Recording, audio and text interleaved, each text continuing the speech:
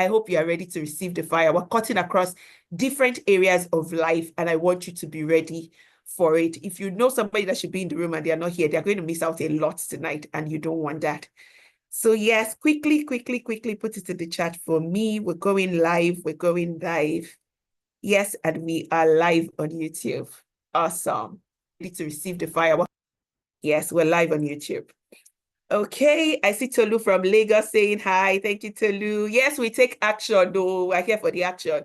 We're here to accelerate action. We're here to take action. And we're going to be getting many actionable and practical strategies tonight. Please don't just write. Make up your mind. I'm going to take away one thing, and I'm going to do that one thing I'm taking away with me. You will hear a lot tonight. I don't want you to be overwhelmed.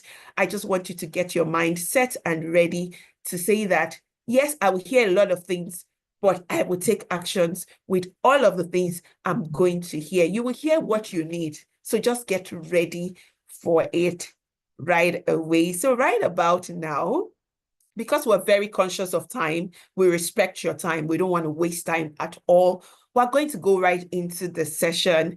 And we have a powerful moderator, anchor, woman of valor, woman of timber and caliber that will be anchoring the session tonight. I'm excited. I have my pen, my notes ready for tonight because I know I'm going to be writing a lot. I know I'll be getting a lot of insight, and I hope you are ready for it. Please join me with excitement. I'm going to be welcoming our moderator for tonight. I am just preparing the way, like John the Baptist. I'm preparing the way for her to come in. I'm preparing the way for how we're going to be talking about different things tonight. We're covering family, we're covering finance, we're covering career, we're covering different aspects, and we have different experts in the house that will be joining us and speaking to this with years of experience. So it is experience talking. When I play their profile, you understand what I am talking about. I don't want to talk too much, but I'm just waiting for a video to come on. Once a video is on, I'm going to spotlight her, and she's going to begin to take us on this amazing journey tonight. Share the flyer, put it on your status, tell somebody to join in, tell a woman you respect. We are still celebrating women. I know we're going to have men in this session, and you're welcome to join us. But really, the focus is on women. And like we put it on the flyer, we're talking about her wealth. We want to accelerate actions. We want to look at legacy. We want to look at, we want to look at impact, how you can grow wealth, how you can build wealth, and how you can make impact in these times, regardless of what is happening. Our speakers are already in the house. I've seen one of them, and her beauty is just, is just dazzling my eyes. I'm not going to introduce her yet. I'm still waiting for my moderator to put on a video, and then we're just going to start right away. You see, our speakers are already in the house. They didn't come to play at all. Hey, if you're excited, I'm not seeing any excitement in the chat, and I'm looking at the chat. We're going to be having a very interactive session tonight. So I want to see it in the chat. I want to see our emojis. Powerful, active, alive. I'm looking in the chat. I know we're 18 on this call. I'm seeing speakers video on. If you can turn on your video, please, by all means, do that, so that you are not distracted, because you really want to be here. You don't want to be here and be turning Amala in the kitchen, like I know some people do. So please be here with us, and I know that you're going to have a great time. Still no emojis in the chat. Hey, this is not the kind of audience we have in Power to Know. And across the world, it's a global audience. Please, let me see your emojis in the chat. Let me know that you are here. Let me know that you are ready for tonight. Yes, Victoria from Lagos. Yes, that's one of our speakers here right in the house. When speakers are coming early for programs, people be ready, because they are not joking. They are ready for tonight. Yes, I see excitement in the chat. Is coming in more. Hey, speakers are excited. Where are our people? And we have our moderator in the house. We call her the powerful Mrs. O. She's here with us, and she'll be taking us on this journey. I celebrate you, Ma. I'll be spotlighting her right away, and she would begin the journey with us tonight. I'm excited. Welcome, ma'am. Hello, can everyone hear me? Oh, yes, loud and clear, ma'am. Hi, hello. Good evening, everyone. How's Good everyone evening, ma'am. doing? Hello. Great. It's good to have everyone here. Thank you for your time to come and share knowledge with us. Thank you for taking it upon yourself to learn and to unlearn. So today, I'm not going to take much of your time because we have great ladies in the house that will be talking. So I'm just here to, do a bit of ginger, bring them on, dissect what they've spoken about a little bit, and then we move to the next. So that's what we will be doing. Sorry, I'm just reading comments here. That's fine. So, um, let me just quickly check what's going on here. Just bear with me a second. So, without any further ado, I would say let's roll in our first speaker. Do we have her in the house? Can we confirm we have her in the house, please? Not Can yet, you hear ma'am. me? Yes, we Miss can Bumi, hear can you, you hear ma'am. me? Is she in the house? Do we have Yeah, Dr. Coach Temi in Timmy the is not house? in Doctor, yet. Not she's not in in yet. yet. Okay, Yes. okay, But we have Coach Sarah and other speakers in okay, the room. okay. Can we just quickly check with Coach Sarah if she's ready to come on, please? And then, so while Miss Bumi does that for us, we this is our second edition. We had it last year, March. It was beautiful.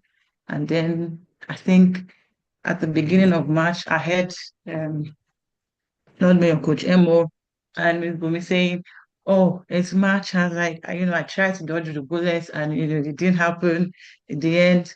But then when we now sat down and talked about it, and I was like, it is something that I think we should do again because last year was very transformative. I enjoyed it and I learned a lot. And I was like, yes, let's look into the ladies that we'll be bringing in. And then we came up with this fantastic sets of women that are doing great things. I assure you tonight you will. It's not going to be a waste of your time. You will definitely learn and you will actually say to yourself, there's some of these things that you've heard before, but you will be seeing or hearing them in a different light today. So, Ms. Wumi, do we think Coach Zazie is ready?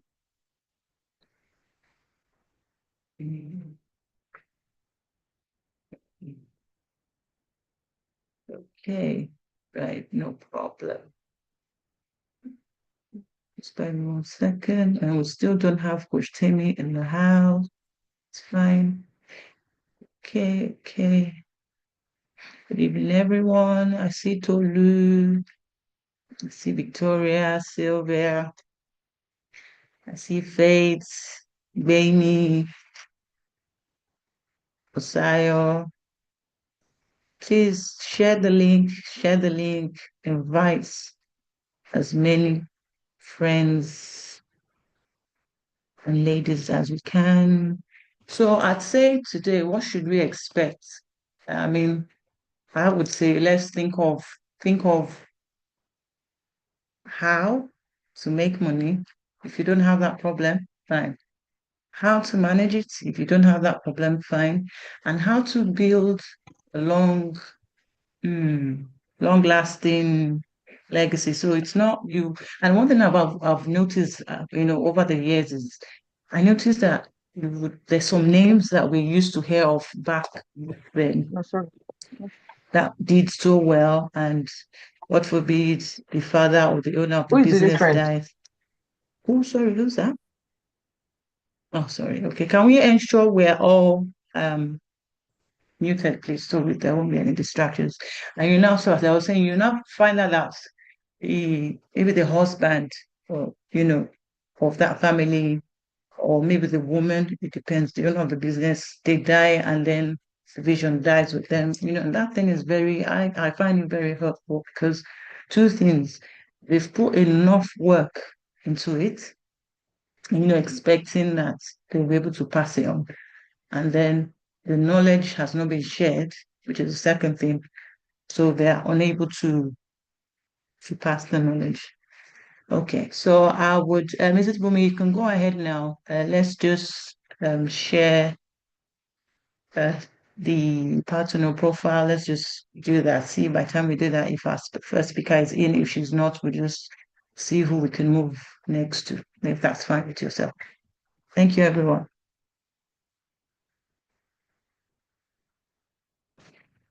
Yes, ma'am.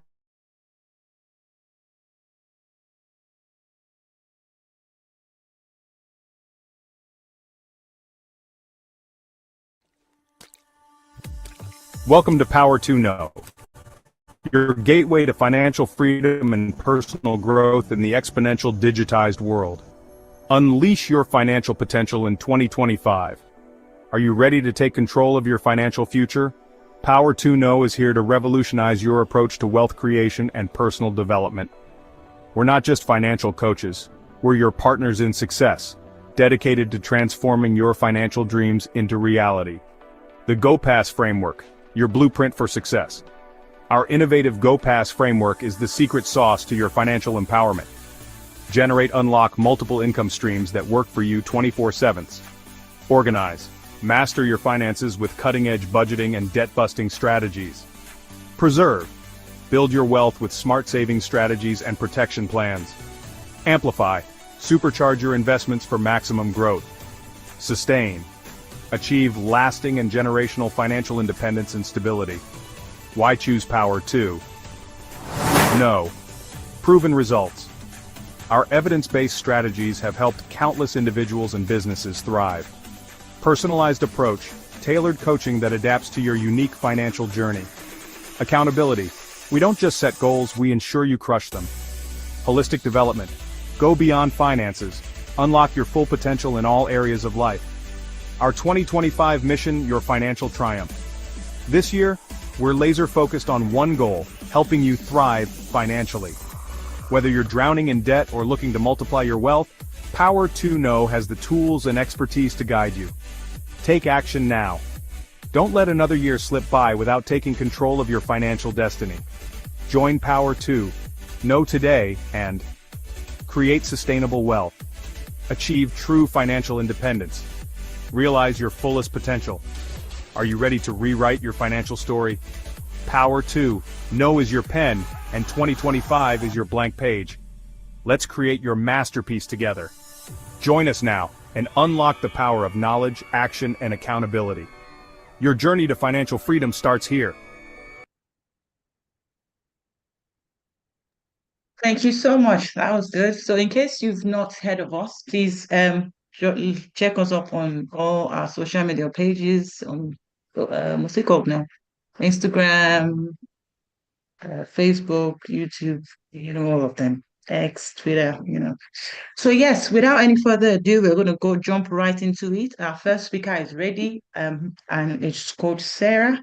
She is ready. I love her so much, and I know by the end of her session, you will know why I love her so much.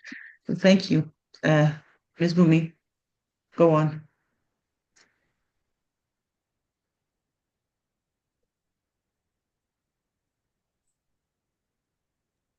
Hi, everyone. Can you hear me, everyone? Good evening, good afternoon, depending on where you're watching me from. Can you hear me? Yes.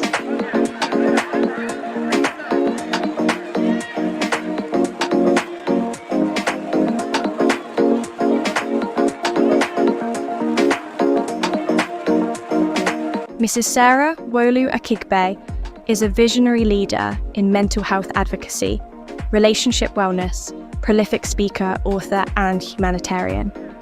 Sarah is a multifaceted changemaker dedicated to transforming lives through mental health advocacy, relationship coaching, and humanitarian efforts. As a renowned speaker, author, and thought leader, Mrs. Sarah Akigbe has inspired countless individuals and communities within and outside Nigeria.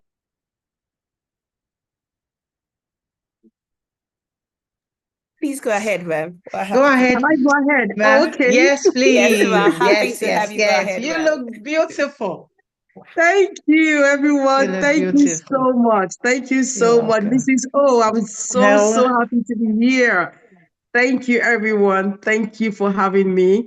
Thank you so much. Okay, good evening, everyone. Good morning, good afternoon, depending on where you are watching from. My name is Sarah Wolu Ahibe, like you have already seen, but I am popularly known and called Coach Sazi on social media.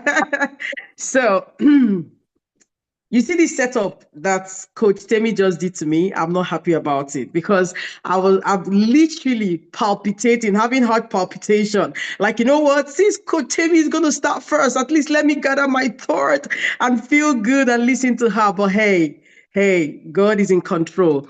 So, I was asked to come do what I do, what I love to do.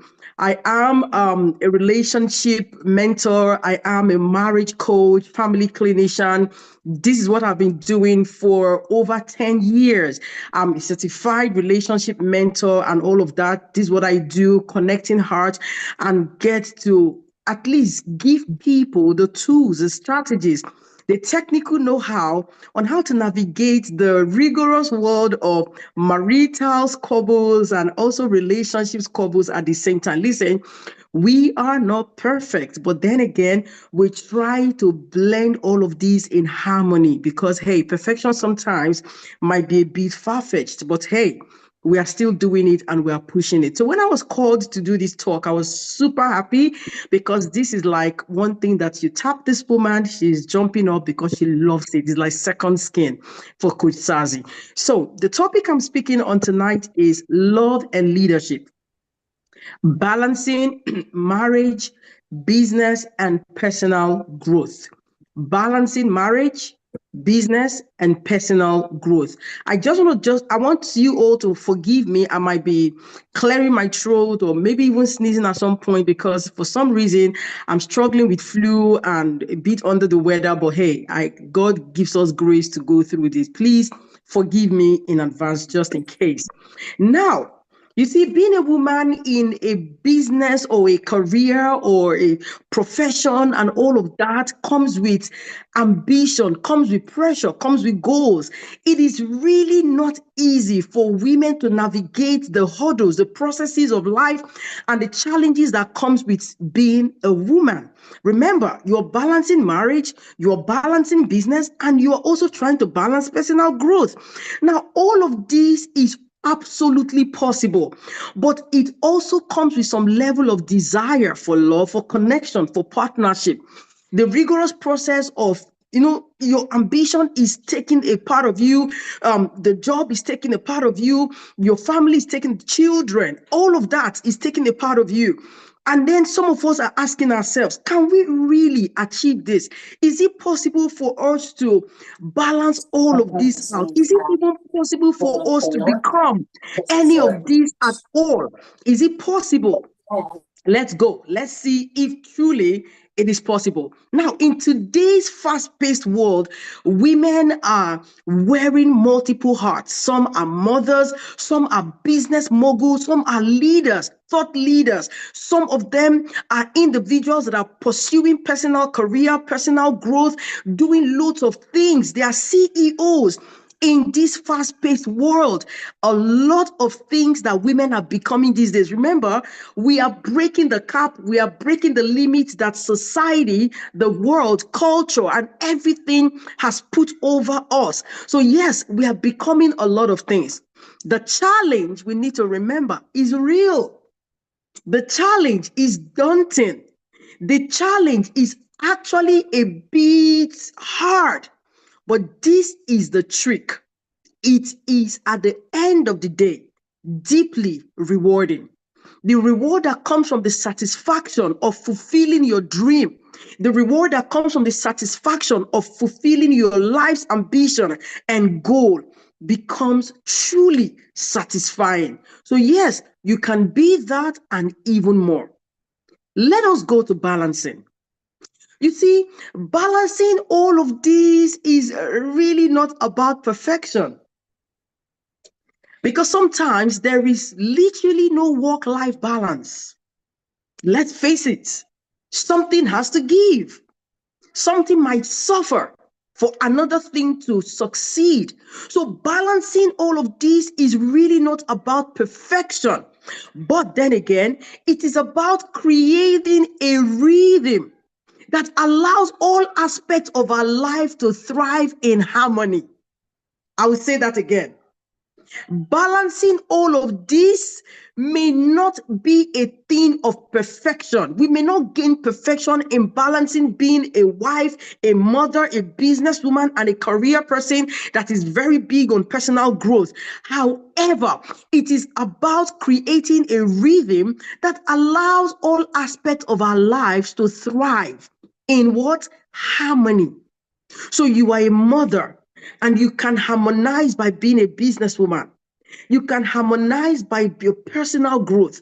You can harmonize by being a wife. You can literally pull all of this together, and sometimes you can deliver them seamlessly. Why? You are not looking for perfection, but you're looking for how to harmonize them, and they go in sync with each other. So that is absolutely very important for us to note. Listen, the aim is not perfection. Perfection is not something that is, listen, sometimes perfection is a farce, right? But it's about harmony. And you go to bed and you sleep and you know that, I feel good. This is working. That is working.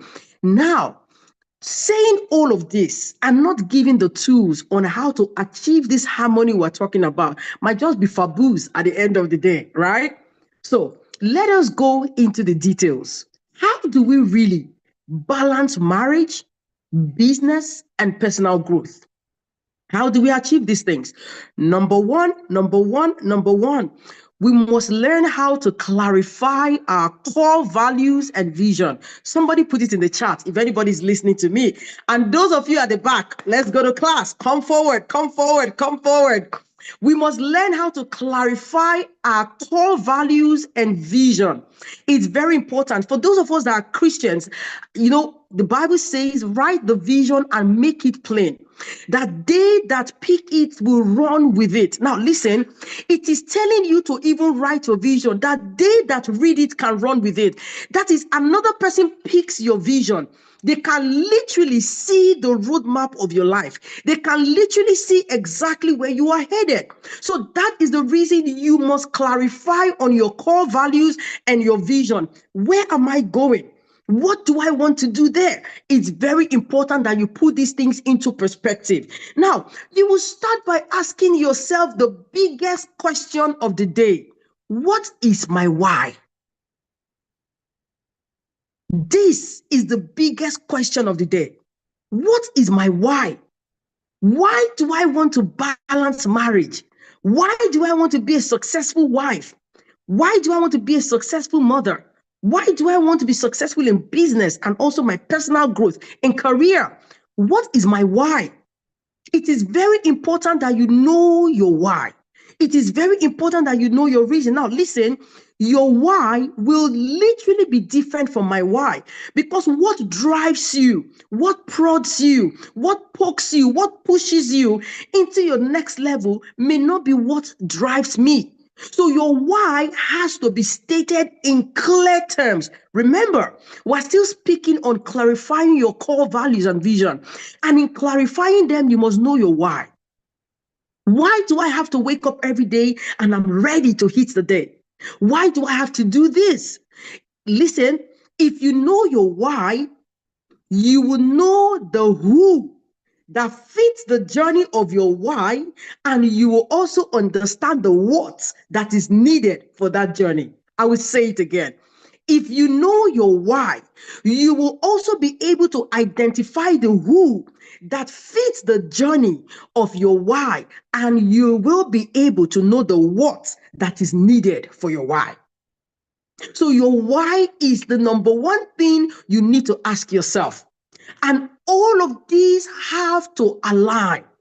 They will need to align so that everything ties in your time and in your energy. Everything ties in. So your why connects to the who and it connects to the what. Let's go. Let's go further. What are your action steps in knowing your why? What are the action steps? Number one, you must learn how to define what success means to you. What does success mean to you in marriage? What does success mean to you in business? What does success mean to you in personal growth? You must learn how to define what success literally means to you. Listen, do you know that success to you might be different from what success means to me? For some people, success means being financially capable. For some people, success means being stupendously wealthy. For some other people, success literally means legacy and posterity. For some people, success to them means giving to charity. So what your success is defined as is literally and totally different from what success means to me. So I said, define what success means to you in marriage, in personal growth, and in business. You must define it. Remember, we're trying to know the why. The second thing you have to do is to create a vision board. Create the roadmap that reflects your goals and your core values. How do we do this? I want to go to Australia. How or what do I need to get to Australia? Your end goal is Australia. The next question should be, moving from Nigeria or moving from America or moving from the UK or moving from any other part of the world to Australia, how do I get there? What do I need? Am I going visa free? Do I need to apply for a visa? How much for the ticket? Accommodation, feeding, what are the people like? What is the weather like? You will need to create your vision board. So you map the direction of your life. There has to be a roadmap into where you are headed. So that is very important. So you must create your vision board. And the next thing you do is what? You align your decisions with your core values so that you can avoid burnout. You begin to bring all of this into alignment. So you avoid burnout. You don't feel burnt out. You don't wear yourself thin at the end of the day because you are all over the place. Let me tell you, one of the beautiful things that aligning your vision does for you is so that you are not distracted from the issues of life. You literally have your focus and you know where you are headed. Let me tell us this. A wise man once said, Viktor Frankl is the name of the man. He said, when you know your why, you can endure anyhow. I'm going to say that again. If anybody heard me, put it in the comments. When you know your why, you can endure anyhow. When you know the reason you want to be a successful businesswoman, you will endure the hurdles that is thrown your way. When life throws lemon your way, you will know how to make it into lemonade. When you know your why, you will endure anyhow. Because I want to go to Australia, I will have to endure the hurdles that come into spending the money because imagine that you are invited to the White House. You are invited to come represent your family, your lineage, your generation, yourself. You are invited to the White House to come do something because you know what is your why? Why are you going to the White House? When you know your why, you will endure anyhow. And let us also assume that you are acrophobic. Let us assume that you are claustrophobic, but you know that you need to fly, right, to get there. You know that you'll be in an aircraft that is enclosed. Why am I going there? Because I know my why, I will endure anyhow. You will endure the topsy-turvies. You will have to endure the turbulence. For some of us that are acrophobic, listen, I don't even like to fly. Let me just tell you a little secret about me. I hate heights. I'm afraid of heights. But if we have to do it, then we have to do it anyway.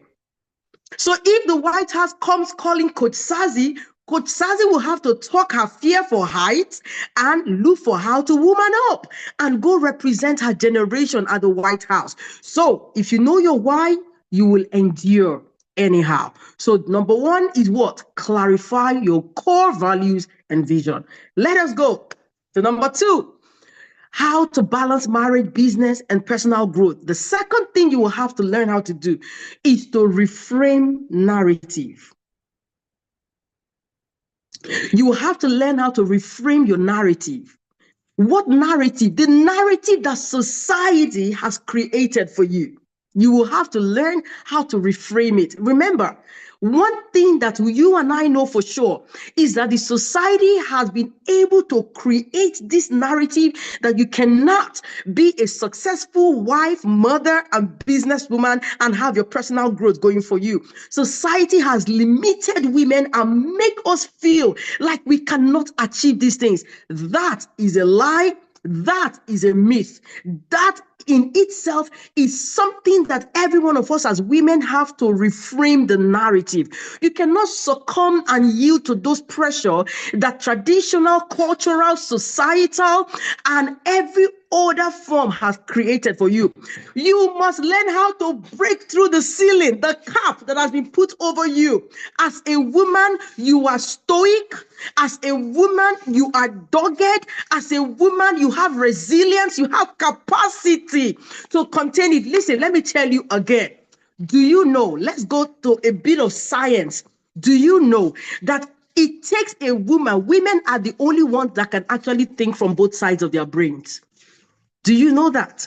Men think from only one side of their brain. And that is the reason men can focus on one thing. When a man wants to achieve something, they stay focused. But women, what do? We are multitaskers. We can achieve this and that and the third.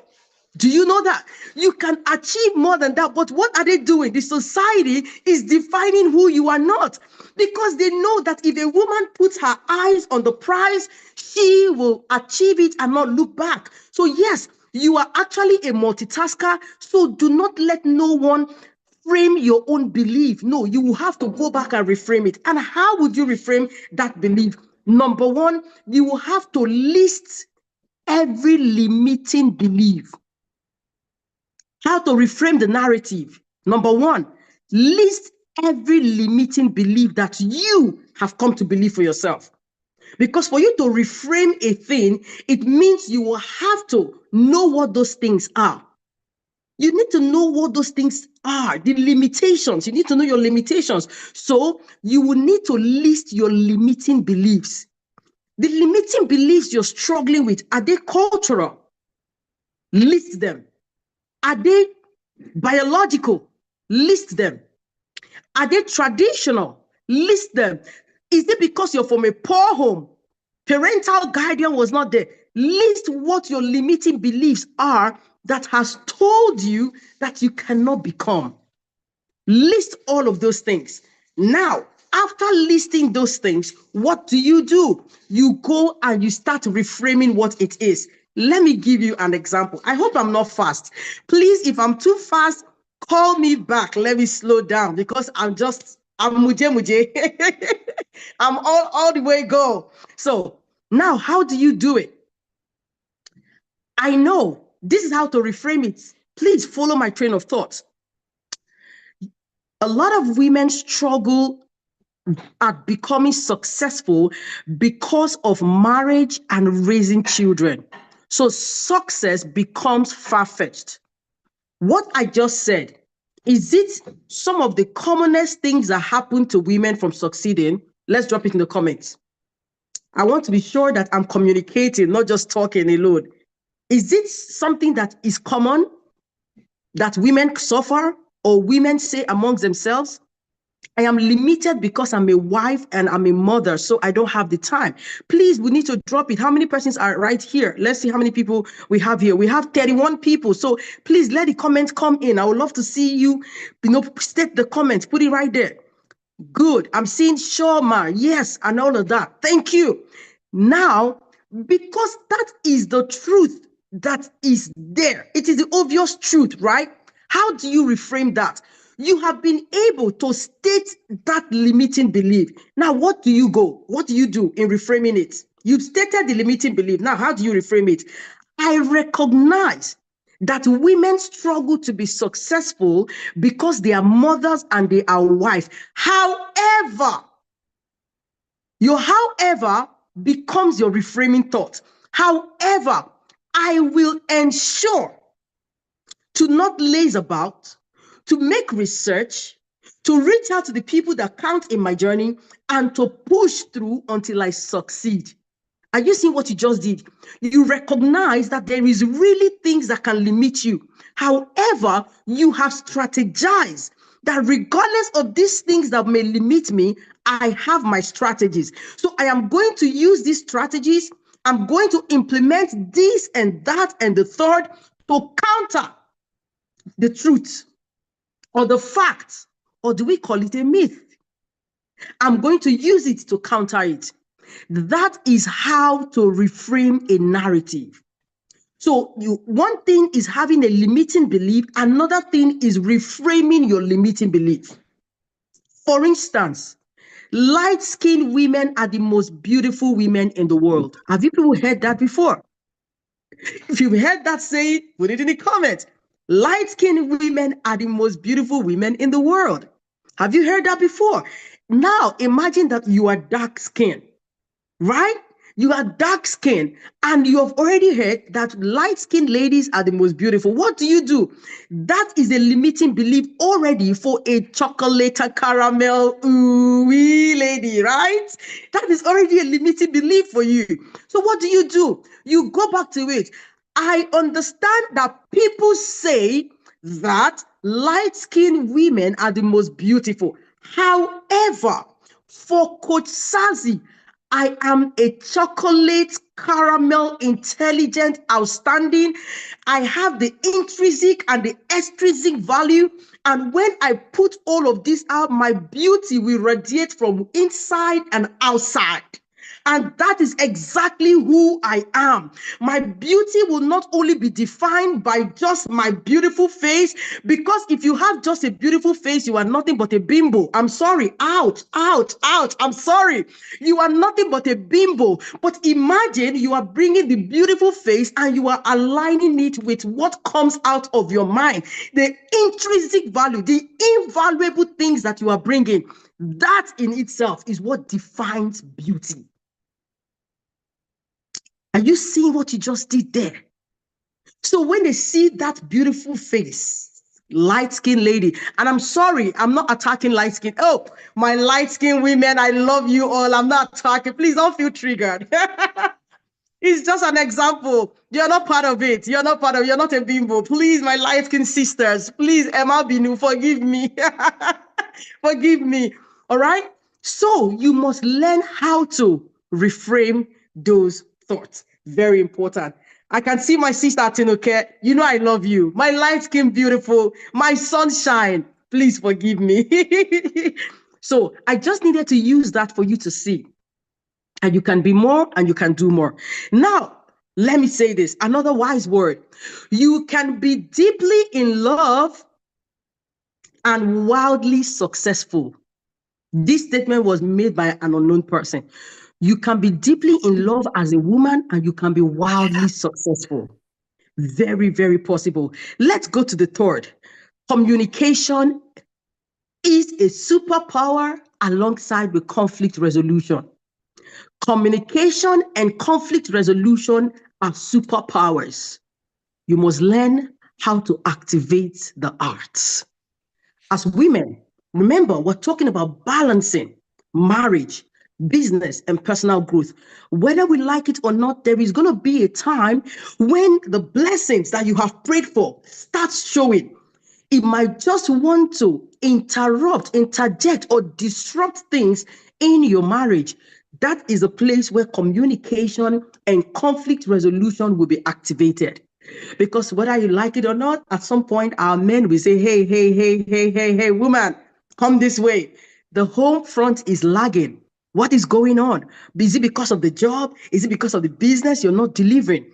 This is where we'll need to communicate with our significant other. Because listen, what is the goal? The goal is to be a wife, a mother, a business mogul, and also to have your career and personal growth going forward. We can have it all. I've said it before here. Listen, it is a myth that you cannot have, you must choose one. We are not choosing one. We are, in this case, I am an Oliver Twist. In this case, I am an Oliver Twist. I'm going to have it all.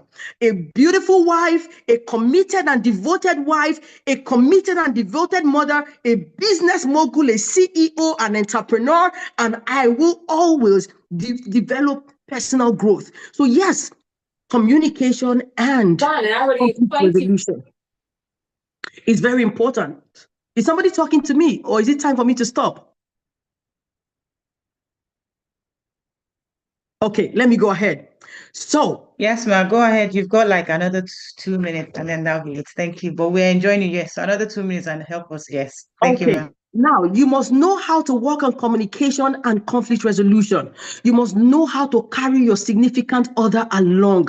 Listen, when you carry your significant other in the journey, in the process of your success, they will feel like they are part of this journey. Don't leave them behind. Communicate how you feel. Tell them your goals. Tell them your dreams. Tell them your aspiration. Share it with them. It's okay to be vulnerable with them. It's okay to let them know where you are struggling and where you are doing well. It's important that you do these things so that it's not going to come to alter anything in the family. So yes, how do we do these things? Schedule intentional check-ins with your significant others. Schedule it. Talk to them. Have date night. Very important. Another thing you do is you share your wins. You also share your losses. Very important. Another thing, be vulnerable. As women, act like you are dying. Let me tell you, one trick with men love to appear as superheroes with a cape. Act like you're dying. Hell, my head, oh, I can't carry this. So this cannot do. Be vulnerable with your man. He's your man. Let him know that you need help. Very important. Vulnerability is not weakness. Vulnerability is just you showing that you are open for collaboration and partnership. That is what you're doing with your man. They need to understand these things. Let me tell you, when a man sees himself as a solution bringer to you, do you know how important that man feels?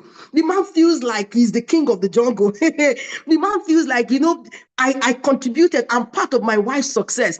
A man wants to feel that way because of his ego. So yes, be vulnerable before him and tell him the areas you're struggling. Now listen, this is the trick.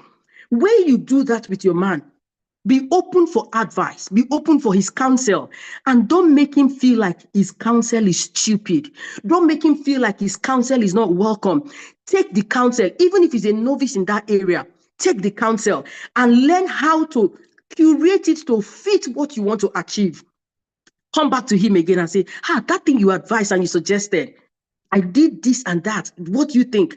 Is it okay? Or would you want to tell me other method or means to achieving these things? It is called wisdom.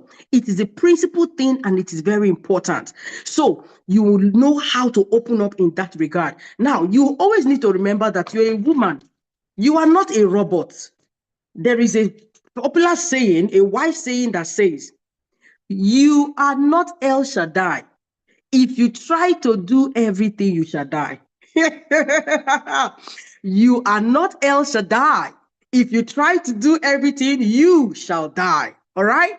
You are not a robot. So it's okay for you to relax and let somebody come in to help. Relax and be taken care of. Is it a crime? Has anybody won an award for the most understanding, hardworking woman of the year? Come on. Come on. There are times you need to relax and let people step in to help you. Very important. Look at women like Michelle Obama, Ngozi Okonjo-Iweala. These women they are women that bring in family, career, personal growth, everything. They are outstanding women and they are still running with their families. So it's okay for you to relax when you need to relax and open up when you need help. It's very important. I have other points I would have loved to state, but let us allow, because we're already running out of time. I would have loved to state maybe 2 more points, but hey, let's leave it at this point and let's allow other people do what they need to do. So thank you very much. Okay. Thank you so much. That was, it got to a stage, I just stopped writing. I said, I'll have to rewatch this recording. But one thing I need to say before you go, to round up with Coach Sazi, thank you so much. Like, her fire is just there. So she said, balancing is not about perfection. I mean, that is just, that one. And then learn to clarify your core values and vision. What is your why? When you know your why, then you'll be able to know the you that fits it. And then that helps you to know the what in your journey. Oh my God, thank you so much. I mean, she said so many fantastic points that I feel each and every one of us, once we're done, try and let us, the replay will be sent. We need to watch it again and take it all in. And Coach Sazi, I just want to say thank you. I know it's a short time. I know you weren't meant to speak first, but thank you for delivering so well. God bless you. We'll have you back again. That one I know we need to really. I know my ladies in the house will say we definitely want Coach Sazi back again. So thank you so much. Thank you. All right. We will take questions. Well, not yet. So if anyone has questions, can you just keep actually let me just take one or two questions. If there's anyone here that has a question for Coach Sazi now, just drop one or two. I could quickly take Coach one or two questions for her. If there's anyone that has a question, if not, we'll proceed pretty quick. Any questions for her? Okay, I'm looking at the chat and I can't see anything for now. That's fine. Thank you very much, Coach Sazi. I know you're still going to be in the room. If anything comes up, we'll let you know. Ms. Bumi, thank you. Let's move on to the next part of our agenda this evening / this afternoon / anywhere anybody There's will a be. hand up, Ma. Oh, is there someone? is Oh my raising a hand gosh. up to ask a I question. didn't see it. Right. Let's see. Oh, we've got Tolu.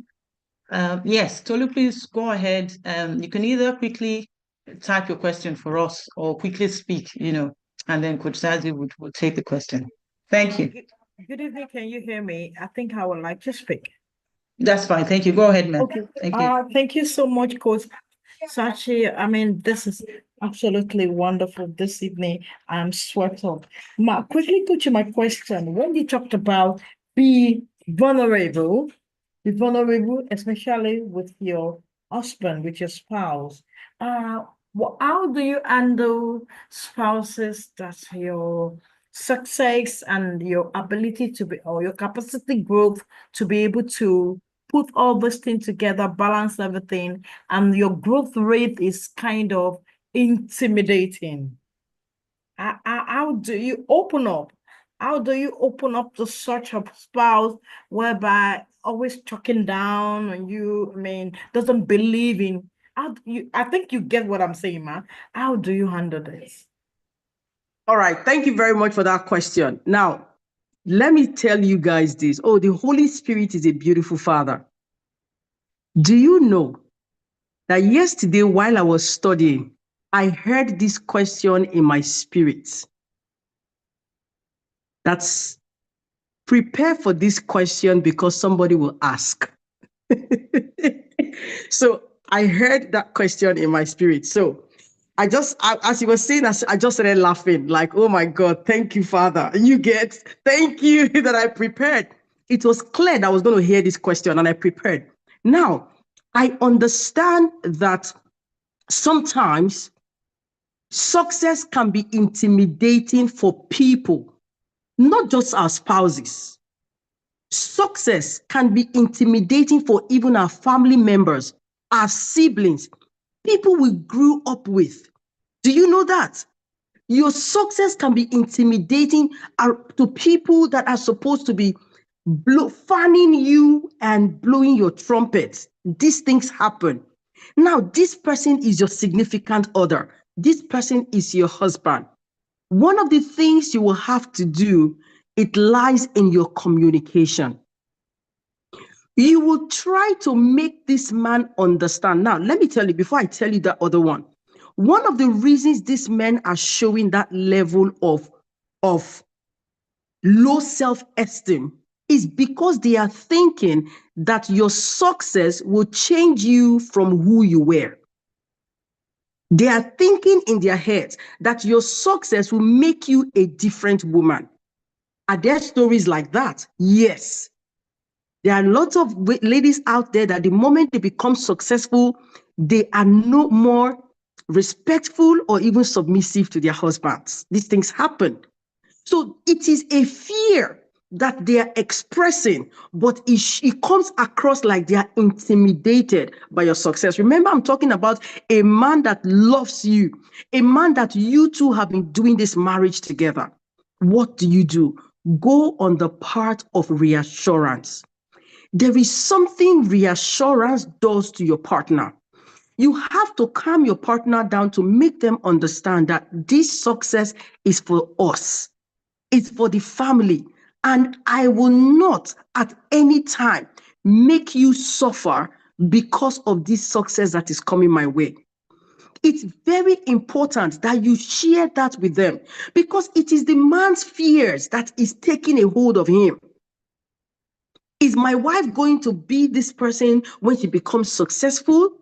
Is she going to now not see me as important in her life? It is his fears that is speaking to him. And that's why he's acting it. For a man that truly loves you and both of you have a vision of where you are going to, another thing you have to do while you are reassuring him, go back to the mission of that marriage. What is the mission of that marriage? Before the two of you said yes to each other, what was the plan? What was the mission? Where are you people headed? Remind him. Call his attention to it. Remember, this is the journey. This is where we are headed. We said we want to be people of impact. This is coming to help our dream to be fulfilled. So we are in this together.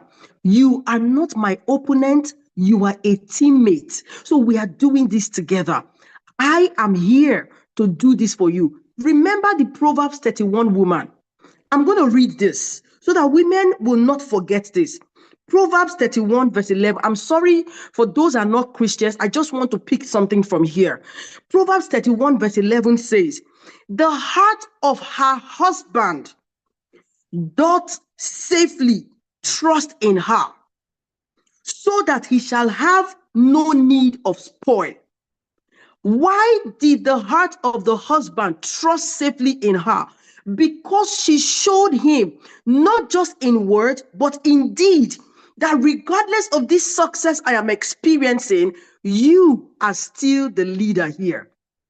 Regardless of this success that is coming my way, you are still my head. Regardless of what is going on here, I am still here respecting you and playing my role as a wife and as a mother. So yes, you will have to show him. It comes from your action to him. Another thing you have to do is very important. Accountability partners, the wise third parties.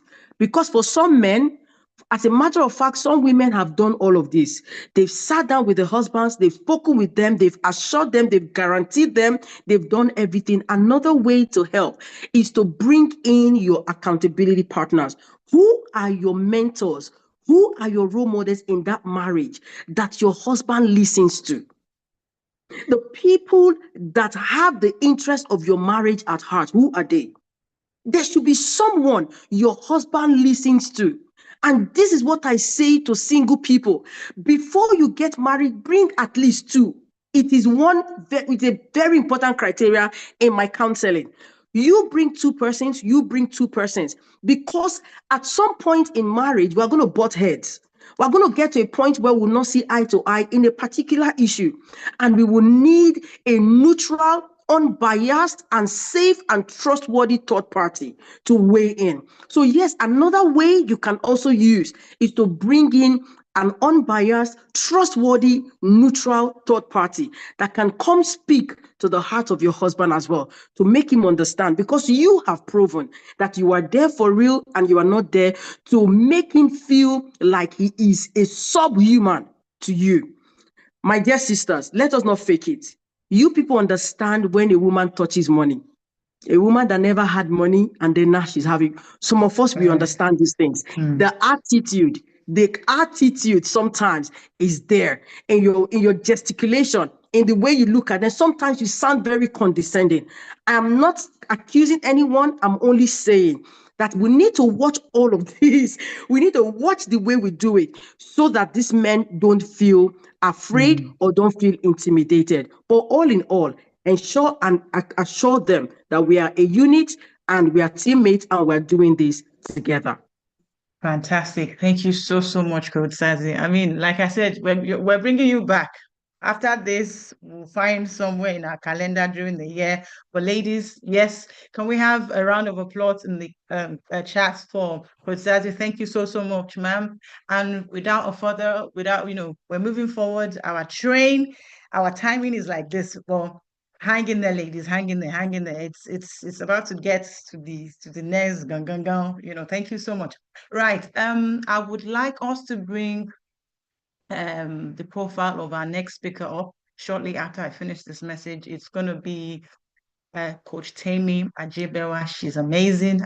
She's popularly known as I think it's the money machine or money magnet. She will correct me. So shortly after her profile, she comes in to speak. We get a good 25 minutes from her, see if we can get questions, and then we go into the panel session. Thank you so much. Go on, ladies. Thanks.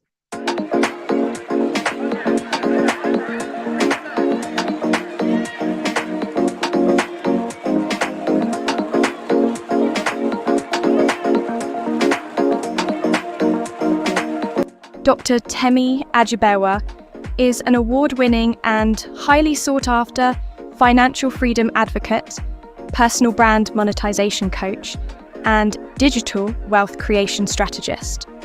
As a US government-recognized individual with extraordinary abilities, Dr. Temi works as an expert in the strategic, tactical, and transactional aspects of sales and marketing, development and implementation of policies, programs, practices, and frameworks that support organizational growth in her company, Win or Win International LLC. Dr. Temi is the founder of the Millionaire Housewife Academy, a foremost edutech platform for women to leverage on technology in order to create impact, influence, and income from their homes. She is a 2-time Amazon best-selling author, certified John Maxwell DISC, personality trainer, results coach, NLP practitioner, and personal brand monetization consultant. Dr. Temi is currently on a mission to provide financial literacy services to 100,000 savvy individuals in America by the year 2030.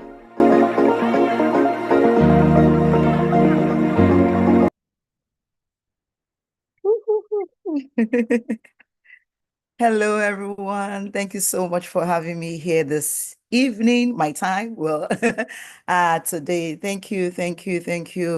I really want to appreciate this opportunity. Thank you, Mrs. O. Thank you, Mr. O, Coach Mayowa Olusoji, and a very warm regards to the speakers and the panelists of this event. It is such a privilege for me to be here. Thank you so much. I really appreciate the opportunity to share my voice and to contribute my local contribution to the global conversation of women building wealth. If we have any powerhouse women on this call, please drop a fire emoji in the comments. Powerhouse women, where are you? Are you here? Are you here? I want to see you. Drop your favorite fire emoji, I meant to say, in the chats. Now, there's something different about women who walk into a space like this, women who show up in rooms like this. And I tell you, you didn't just come to listen, you came to be activated. I didn't come here to just speak to you as a keynote speaker, no. I came to stir something in you that makes you never look at your money, your value, or your legacy the same way again. Never. So I bring good tidings from myself, my husband, my children, and the entire village of the Temi Ajibewa coaching community. Thank you for the opportunity again to be here. I see the fire emojis showing up on the screen. Fantastic. Now, every single time a new knowledge hits you, as I speak, just drop some fire emoji in the chat. I've gone by many names, but the one that has stuck the most with me is the Electric Tammy. And I'm here to electrify you. But before I do my thing, I would like to go back to some years back and see how I can stand on the shoulders of women before us who were the powerhouses and women of our time that we can see. Coach Sazi talked about reframing your mind. One powerful tool I use to reframe is I look for somebody who has done what I want to do. And I tell myself, if she can do it, I can. I always use evidence to cancel every limiting belief I have. So once I have my limiting belief, I look at facts, actual real life examples of those who have done the thing that my mind tells me is impossible. And one of such women is our very beloved, the first female self-made millionaire in America, I dare say in the world.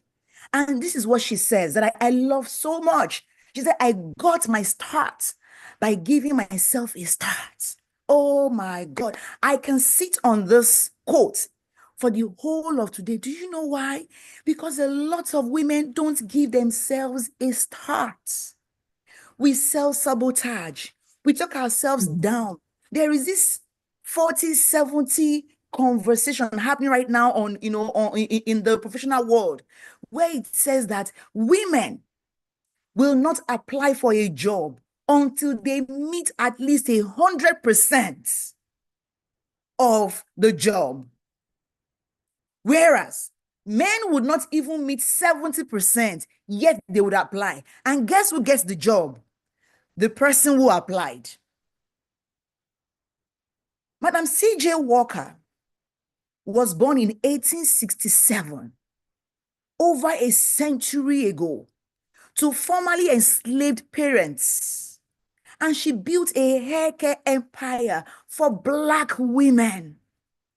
She saw a problem that no one was solving, and she turned it into a profitable mission. And then she says, because nobody gave her a start. Her skin color did not give her a start. Her gender did not give her a start. Her parents did not give her a start. The society could not have given her a start. She said, but I got my start by giving myself a start. Who among you here needs to give yourself a start? And from her life, we can learn that no matter your background or what society says you should be, you can rewrite your financial destiny. If you're here, put it in the chat. I can rewrite my financial destiny. Tell yourself, I'm giving myself a start. I give myself a start. Let's also learn from Sarah Blackley. Sarah is the founder of Spanx. And right now, she's not just doing Spanx, the body shaper alone. She even now has heels in form of canvas and boots for women. And she says, don't be intimidated by what you don't know. Because some people say, I don't even know where to start. I don't even know what to do. I don't have the knowledge. I don't have the expertise. I didn't go to school for this. All you see is what you don't have. She says that ignorance can be your greatest strength. Have you heard the saying that there is bliss in ignorance? Not all ignorance, but sometimes because you don't even know what is going on, you are able to tap into it.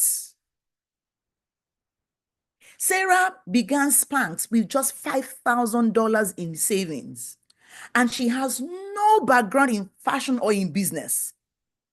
But what she did was that she had a belief in her idea, and she was resilient in the face of rejection. Now, this quote she gave was born from being turned down by countless manufacturers until one day one said yes. One said yes. So what lesson can we learn from this? We can learn that You don't need to know everything to begin. You just need to believe in your brilliance enough to start. You just need to do what? Believe in your brilliance enough to start. Put it in the chat. I believe in my brilliance. Type it. I believe in my brilliance. Say it to yourself over and over and over. Add it to your daily affirmation. I believe in my brilliance. I believe in my brilliance. I believe in my brilliance. Why do I believe so much in my brilliance? Oh, I am so brilliant. Why am I so brilliant? I believe in my brilliance. Over and over. At first, it may sound awkward, especially if you have lived a life where you have been talked down a lot. But trust me, the more you say it, you keep saying it, you keep saying it. And as you begin to say more and more, you begin to become over time. Let me tell you a short story. About 7 years ago, I had a lot of people entrust me with their money. And this was me, the financial guru, helping people to make more money online, the millionaire housewife. I had built the millionaire housewife brand from nothing, from 10,000 naira, barely $10, 11 years ago. And people knew me, people loved me, people trusted me. Once I say jump, they asked me how high. I had a Facebook group of over 20,000 people in the group, and they just all trusted me. But guess what? I also trusted somebody else. And I made a very foolish mistake of guaranteeing a high-risk investment. And the person I trusted failed me. And then because she had assured me, I assured other people. And guess what happened? We lost all the money. I'm talking over $200,000 back in 7 years ago. It was a major, major loss of my life. My name was smeared. My reputation was on the line. And I knew that it was either that moment made me or it broke me. I had people in similar situations as well. And I was hearing people committing suicide, going offline, just so they could handle the pain and the hurt they were in. But I was able to leverage on the people I had. Friends, relatives were there for me. I remember a particular incident where a young lady who used to call me a mentor had put up my face, a post about me on social media. And one of my friends reached out to her and said, no. I said, okay, don't do that. Put that post down. And the girl told my friend that, no, if you're that serious about helping your friend, you pay the money for her. And my friend, God bless him, pulled that cash from his pocket and he gave that girl. And from there, that girl let me go. It was a deep moment of mistake of my life. And for years, I battled with going back to help people with their financial independence because I had been beaten. But then I met a coach who helped me to peel it down. And I saw that behind all that fear was shame. Shame of how can it be me? Me, with all my expertise, all my experience, all I knew, how could it be me? And then this coach helped me to reframe it and said, why not you? You have the gift of speaking. People love you. People listen to you. Don't you know that this is a gift? It's a lesson, yeah, an expensive lesson, but you get to help more people with this lesson. And that was how I was able to reframe it. I felt, okay, now I've been able to battle this. I had the privilege of speaking with Robert Kiyosaki, and I made this case before him, and he said, welcome to the club. He said, show me a billionaire and I will show somebody who has lost money in billions. Show me a millionaire, and I'll show you somebody who has lost money in millions. I'm grateful for you that it happened earlier, because at one point or the other, it would have happened. He said it's good that it happened now, so that you are able to manage yourself now. Because if it had happened later, the fall would have been more fatal.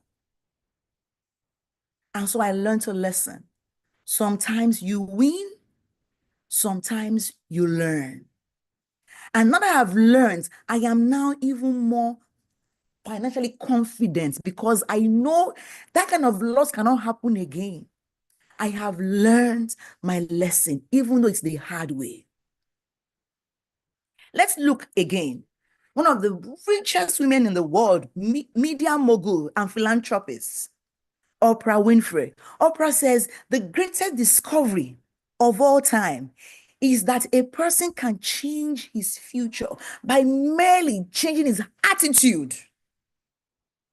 Why? Attitude is everything. Oprah was born into poverty in the rural area of Mississippi. She was facing layers upon layers of trauma and abuse. But she turned her pain into purpose. And she turned her voice into a vehicle for wealth and impact. And today, her life shows us, her success teaches us that your mindset is the thermostat of your wealth. When you shift your belief system, and your financial reality will follow. If you think you can, you can. If you think you can't, you can't. Whatever you say, you are right. So we have to learn to turn the thermostats of our mindset, to tune it in to the right things that we want. Let's look again at another phenomenal woman, Melinda Gates. She's worth over $10 billion. Melinda is a philanthropist and former GM at Microsoft. We know her story, the ex-wife of Bill Gates of Microsoft. She says, a woman with a voice is by definition a strong woman. Guess what? We all have a voice. We can use our voice as a force for good or otherwise. She said, this tells us that your voice has value and your wealth can be a megaphone for the change you want to see. You need to be able to make empowered decisions, and money gives you choices. Nobody should ask me between love and money, or money is not love, or money is not health. Who is comparing? Why are you comparing? Money will do what money can do.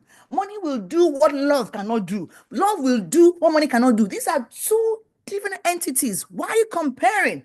So you're asking if your leg is more valuable than your hand. Which of the two don't you need? You need both.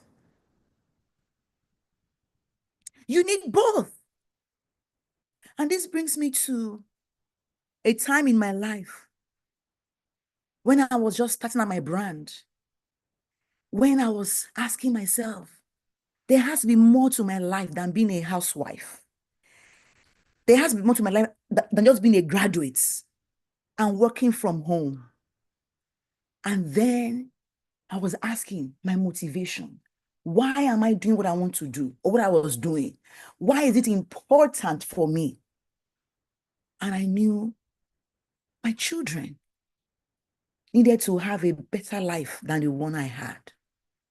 And so I picked up a life insurance and education policies for my kids. As a matter of fact, I picked up that policy for my first son with the money we made, technically, that we got as gift for on his naming ceremony, which is a ceremony we do to celebrate a newborn in Nigeria, at least among my people, Yoruba people.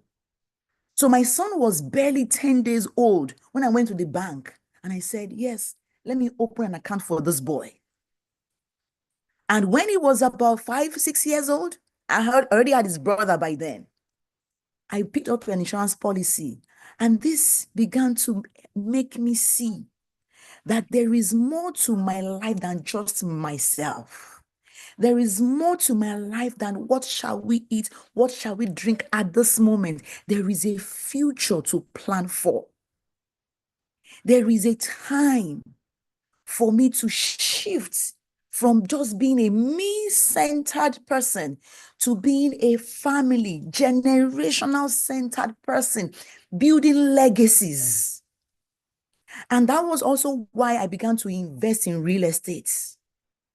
My real estate investment is not for now, it's not for this moment. It's my retirement plan. I've always run my business for the past 18 years. I've been an entrepreneur, 18 years. In fact, 19 years by this August. I began my business, August 2006.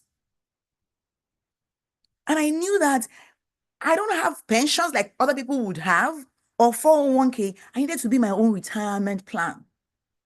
I needed to secure the bag for myself. And so I became intentional about making long-term investments that would outlive me. And gradually, my children stopped being my motivation. I caught a new vision, a new motivation, which is what? The quest for significance, where people cannot tell their story unless they mention their encounter with Temi Ajibe and say, no, I had a coach. I met a woman. No. I encountered a woman. And with her words, my life changed. Because of her contribution, my life changed. That is where I am at the moment. Trying to fulfill the scriptural instruction that says, let your light so shine before men, that they may see your good works and glorify your Father, which is in heaven. Become a reference point of glory. Become a poster child of light. And so, allow me to share with you the ACE formula for wealth creation. This is based on my personal journey. And I must tell you that this journey is an ongoing journey forever and ever and ever and ever. Nobody ever claims to have arrived. So you are your journey. I am on my journey based on different levels that we are all in per time. At different times of our lives, we are at different places.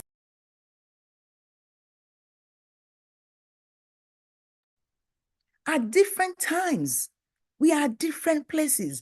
And guess what? Where you think you are on step 0, there are some people who are on -10, -3, -2. So we are all on a journey.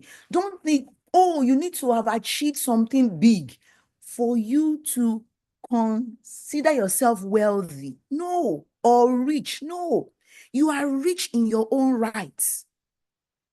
When I teach about the wealthier woman, I talk about the 12 spheres of wealth that you can be rich at, from your relationships to your health and all of that. Several things.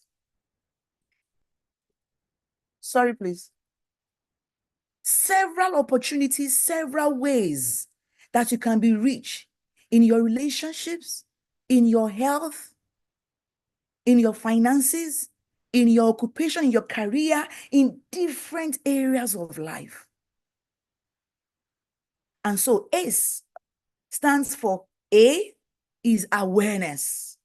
Become aware of where you are. Audit your current financial life. Know your numbers, your income, your expenses, your debts. Be aware. There is victory in awareness.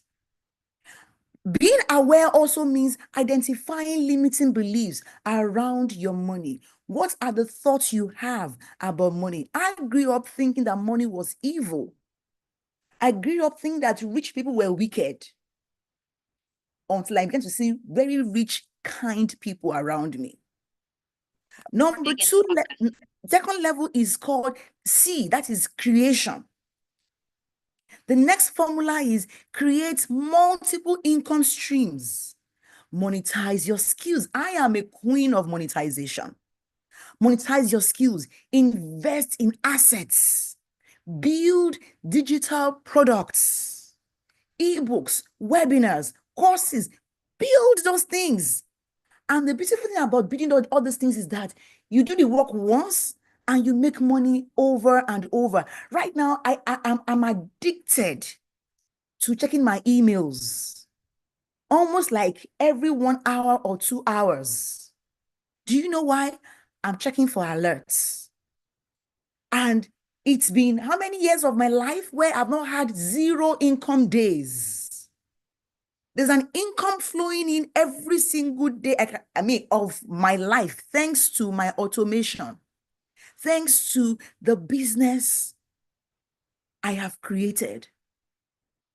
Then you also want to build a financial cushion.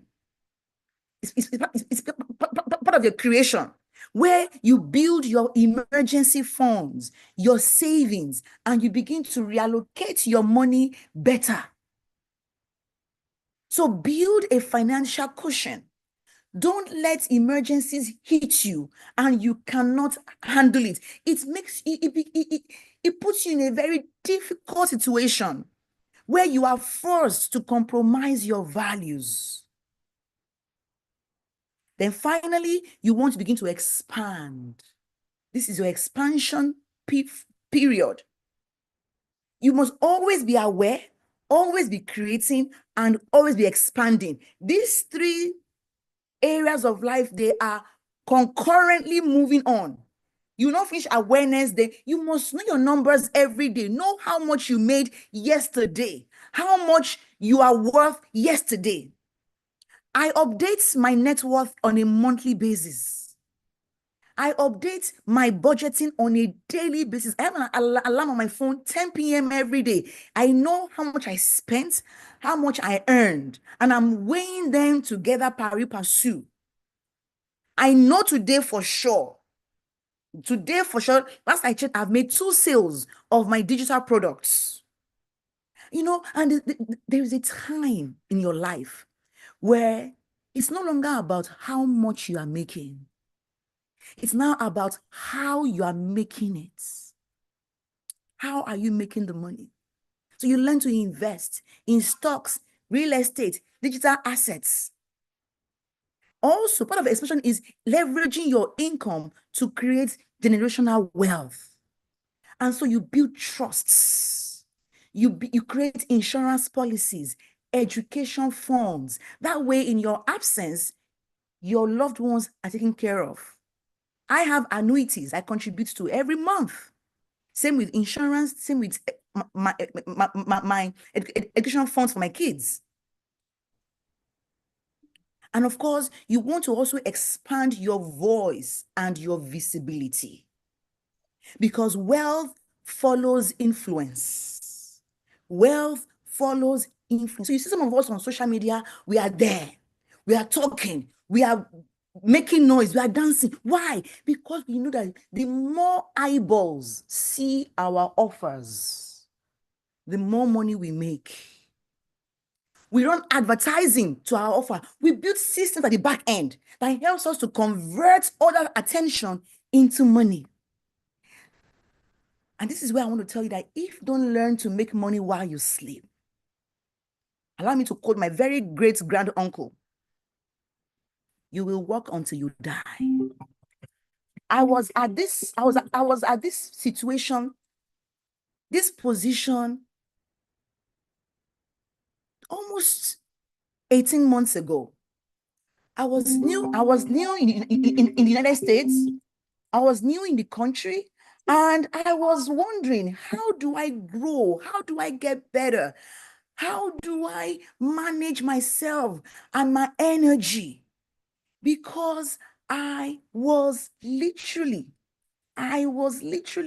the cook, the cleaner, the everything of the house compared to where I was coming from, where I had all my housekeepers and my cooks around me, each of them. So I knew I had to walk my way around, and that was when it became very obvious for me that I must set up my passive income stream. And so I began the moment. My soul began to yearn for passive income. I remember seeing it over and over in my journal. My soul yearns. I want to literally sleep. Like yesterday, for example, I was watching a movie and a sale came in. I'm like, okay, welcome.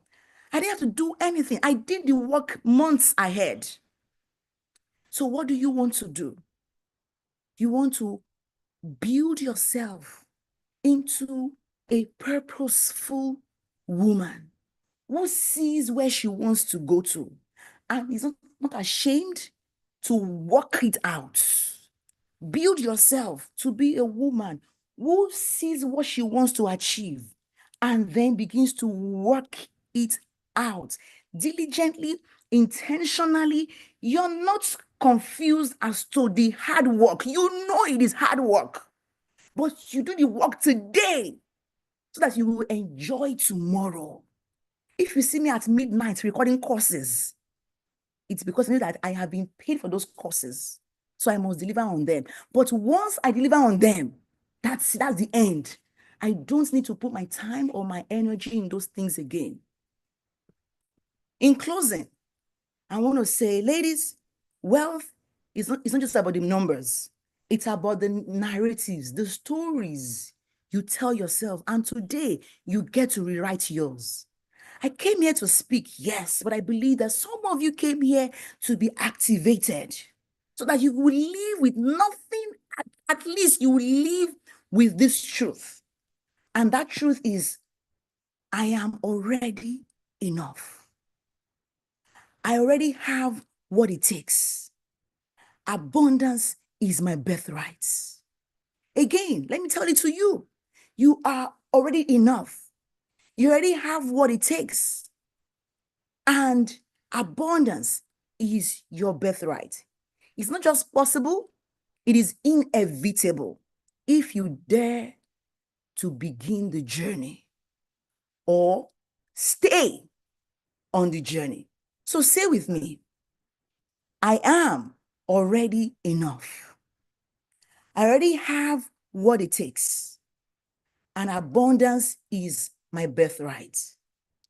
Let's stay in touch. Thank you so much for the opportunity. Wow. Woo. Thank you so much, Coach Temi. That was powerful. Thank you, thank you, thank you. What can I say? I mean, thanks for sharing about the ladies you mentioned about. I wouldn't want to dwell too much because you've said so many powerful things. But one thing I want to tell each and every one of us on here is you too can. Coach Temi did, you too can. The second thing is, Coach Sazi already mentioned it. Know your why. Okay? And then the next thing I also want to mention, I made a note somewhere, is do not be intimidated by what you do not know.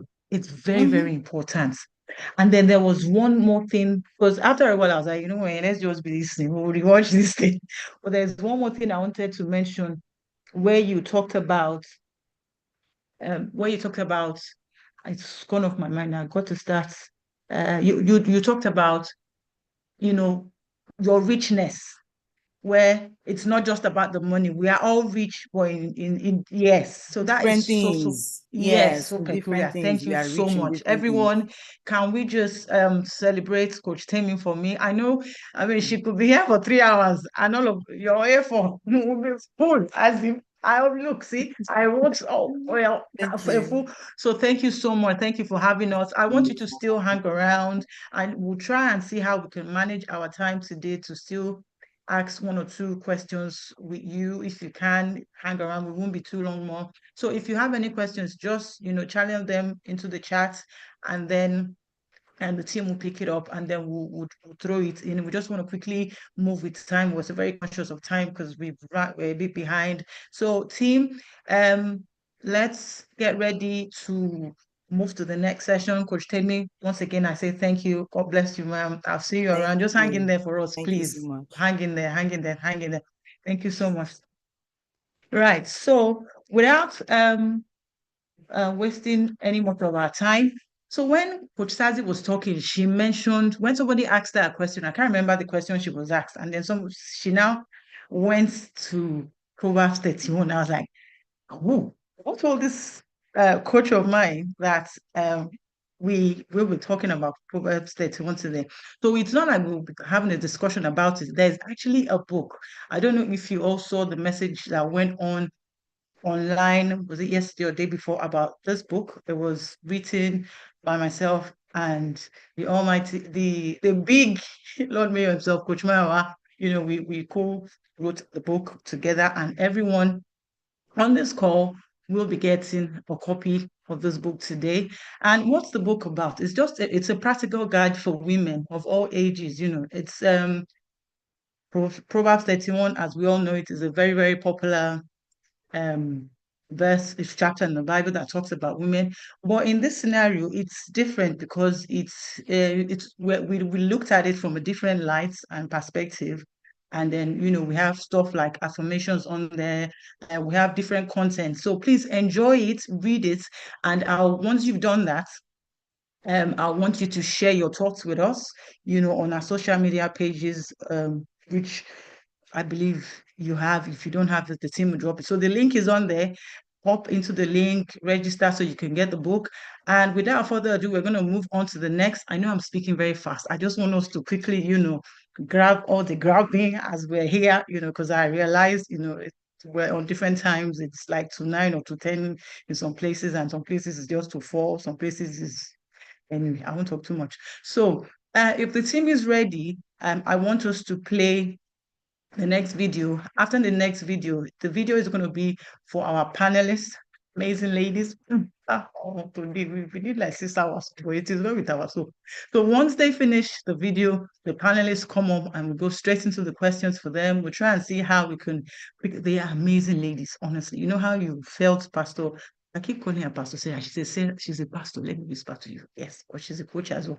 And Dr. Temi, these ladies are powerful as well. So can the video roll, please? Thank you so much.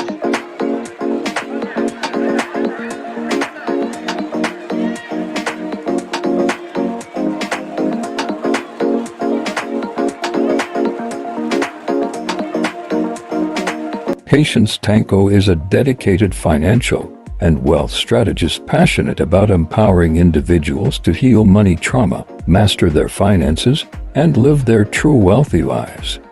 She believes that financial freedom begins with understanding and reshaping deeply rooted beliefs about money, enabling her clients to move from financial stress to confidence and control. Through her expertise, Patience Tanko offers actionable strategies to help individuals build financial literacy, develop healthy money habits, and break free from limiting financial patterns.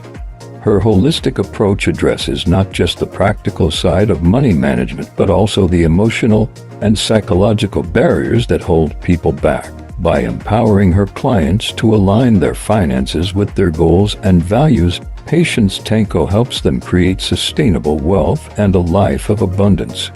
Her mission is to transform financial mindsets, foster empowerment, and guide individuals toward living their most fulfilled, wealthy lives.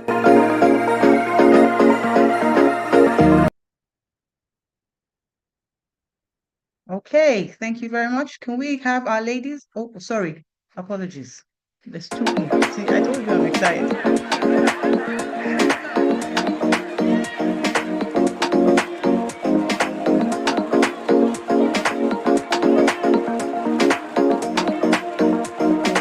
Bukola Jolugbo, also known as Kiki, is a relationship architect, parenting strategist, and certified leadership coach, dedicated to helping parents raise boys into wholesome and exceptional men.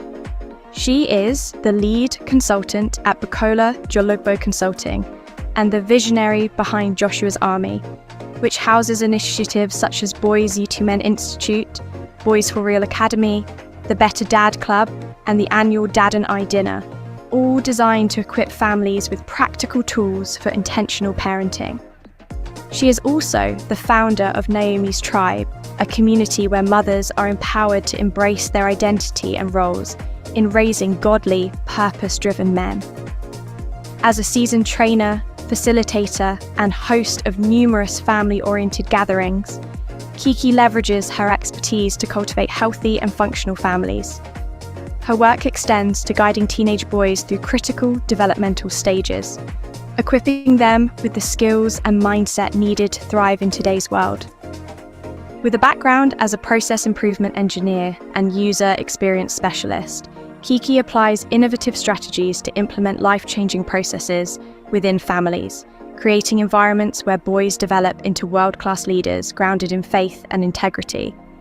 Above all, she is a God girl, a devoted wife, and a proud mother of 2 amazing sons.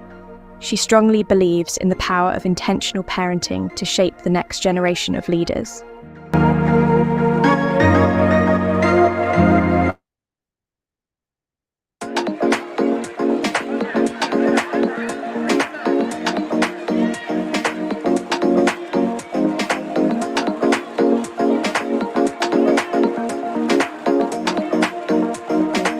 Victoria Ajayi is the co-founder of Chow Noodle Bar, a Nigerian-based quick-service restaurant, providing a unique taste of Asia in every box with a fiery experience.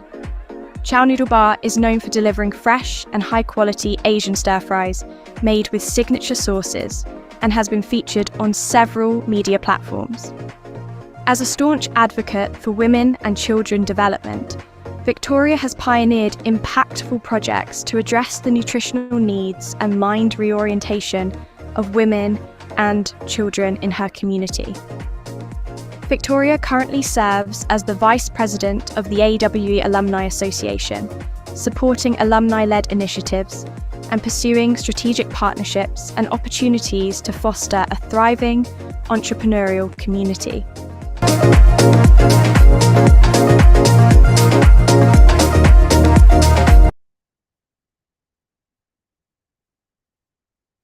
Okay. Oh, Lady Kiki, we're wearing it together. It's okay. Hi. Hello. Good to have ladies here. Patient Tanko, thank you so much. I know I owe you a visit. How's it going? It's good to have you here. Thank you so much for coming. Victoria, I told you earlier, this is your wig and we need to talk. I don't wear wigs, but yeah, I need your wig. I'll get one over to you too. It's beautiful. And Lady Kiki, thank you so much for having us. Thank you for coming.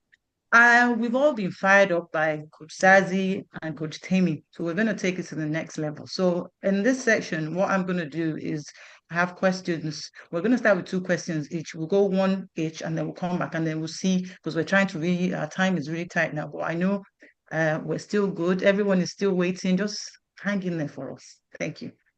So like I said, we're going to go round with 1 question each. After them, we'll go around and then I'll see if we have a chance to do 1 more, or regardless of what the amount of questions we take, I know you are prepared to bless everyone on this call. So I'm going to go to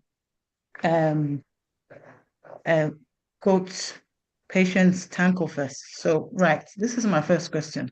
As a coach in the financial space, what are some of the common mistakes you have seen women make on their journey to building wealth and abundance? Sorry, did you catch that? I'm speaking fast. I'm trying to. I don't know what's happening to me. Yes, you got it right. Yeah, no, we're here. Okay. We're here. Everybody's here. I'll type it in the box so everyone gets to read the question as well. So yes, the floor is yours, ma'am. Thank you so much. All righty. Thank you so much. Thank you for having me. It's always exciting to be here. So I know that I like what's going on now with women, because we're catching on. We're trying to like level up and step into this abundance thing. But one of the things that I've seen a lot with women, even with clients, is that financial literacy is not there. women don't sit down and say, I want to educate myself. I've had clients that I'm asking a question and she's like, I need to ask my husband because I have no idea. I had a client I was sitting with and she said, I think we've got some money. I think we're protected. We have insurance and stuff. And I was asking her, what do you guys have? She said, I have no idea, but I think we do, but I'll check in with my husband. So a lot of women just feel like, I have other people taking care of stuff. I don't have to be hands-on, or I don't have to know. And I always say this thing, even if you're not doing anything about it, it's good to have that information. It's good to be financially educated yourself. And the reason is this, anything can happen, right? So this dependency can pose a risk in the long term because you don't know what's going on. And God forbid something goes wrong and you have to step into the shoe or take responsibility for things and you don't know what to do at that point. So first of all, women need to get financially educated. And that's one big problem I see that women don't do. We don't step out there and say, let me get educated. Let me understand where our money goes to as a family. Let me even sit down and help with the budgeting. Let me do some research and know what's out there that we can get into. A lot of times we have that intuition. And when you see a woman who understands these things, she helps even her husband make the right decision. So we need to be able to prioritize financial literacy. Okay. And another thing that I've seen is, which people don't talk about a lot, is women don't really prepare for retirement. We don't think about retirement. We don't prepare for it. We don't do anything about it. We think that our kids might come to her. And I like what Coach Timmy was saying about how she's put all of these plans in place. But a lot of women don't even think about it. And if you look at it realistically, women kind of outlive men. So if anybody should be thinking about retirement and preparing for retirement in the long run, it's women. Because at the end of the day, we're left by ourselves. And some women will tell you, it's because I'm not making so much money, my income is low, and I've got this man taking care of the bills, I'm a stay-at-home mom. But that has to change because your kids are not your retirement plan. They're not. Unfortunately, if you're African here or Nigerian, we think that our kids owe it to us to take care of us when we're old, but not necessarily, especially if you live in the Western world. You sent that kid out at 18, they went to college, they fend for themselves, and you're telling them to come take care of you at retirement. They won't do that. So that's one problem I've seen a lot. Women don't think about retirement. They don't even factor it into any of their plans. But it is very important for women to begin to think about, what do I want for myself for retirement? Women, another problem is we don't have an overall financial plan for ourselves.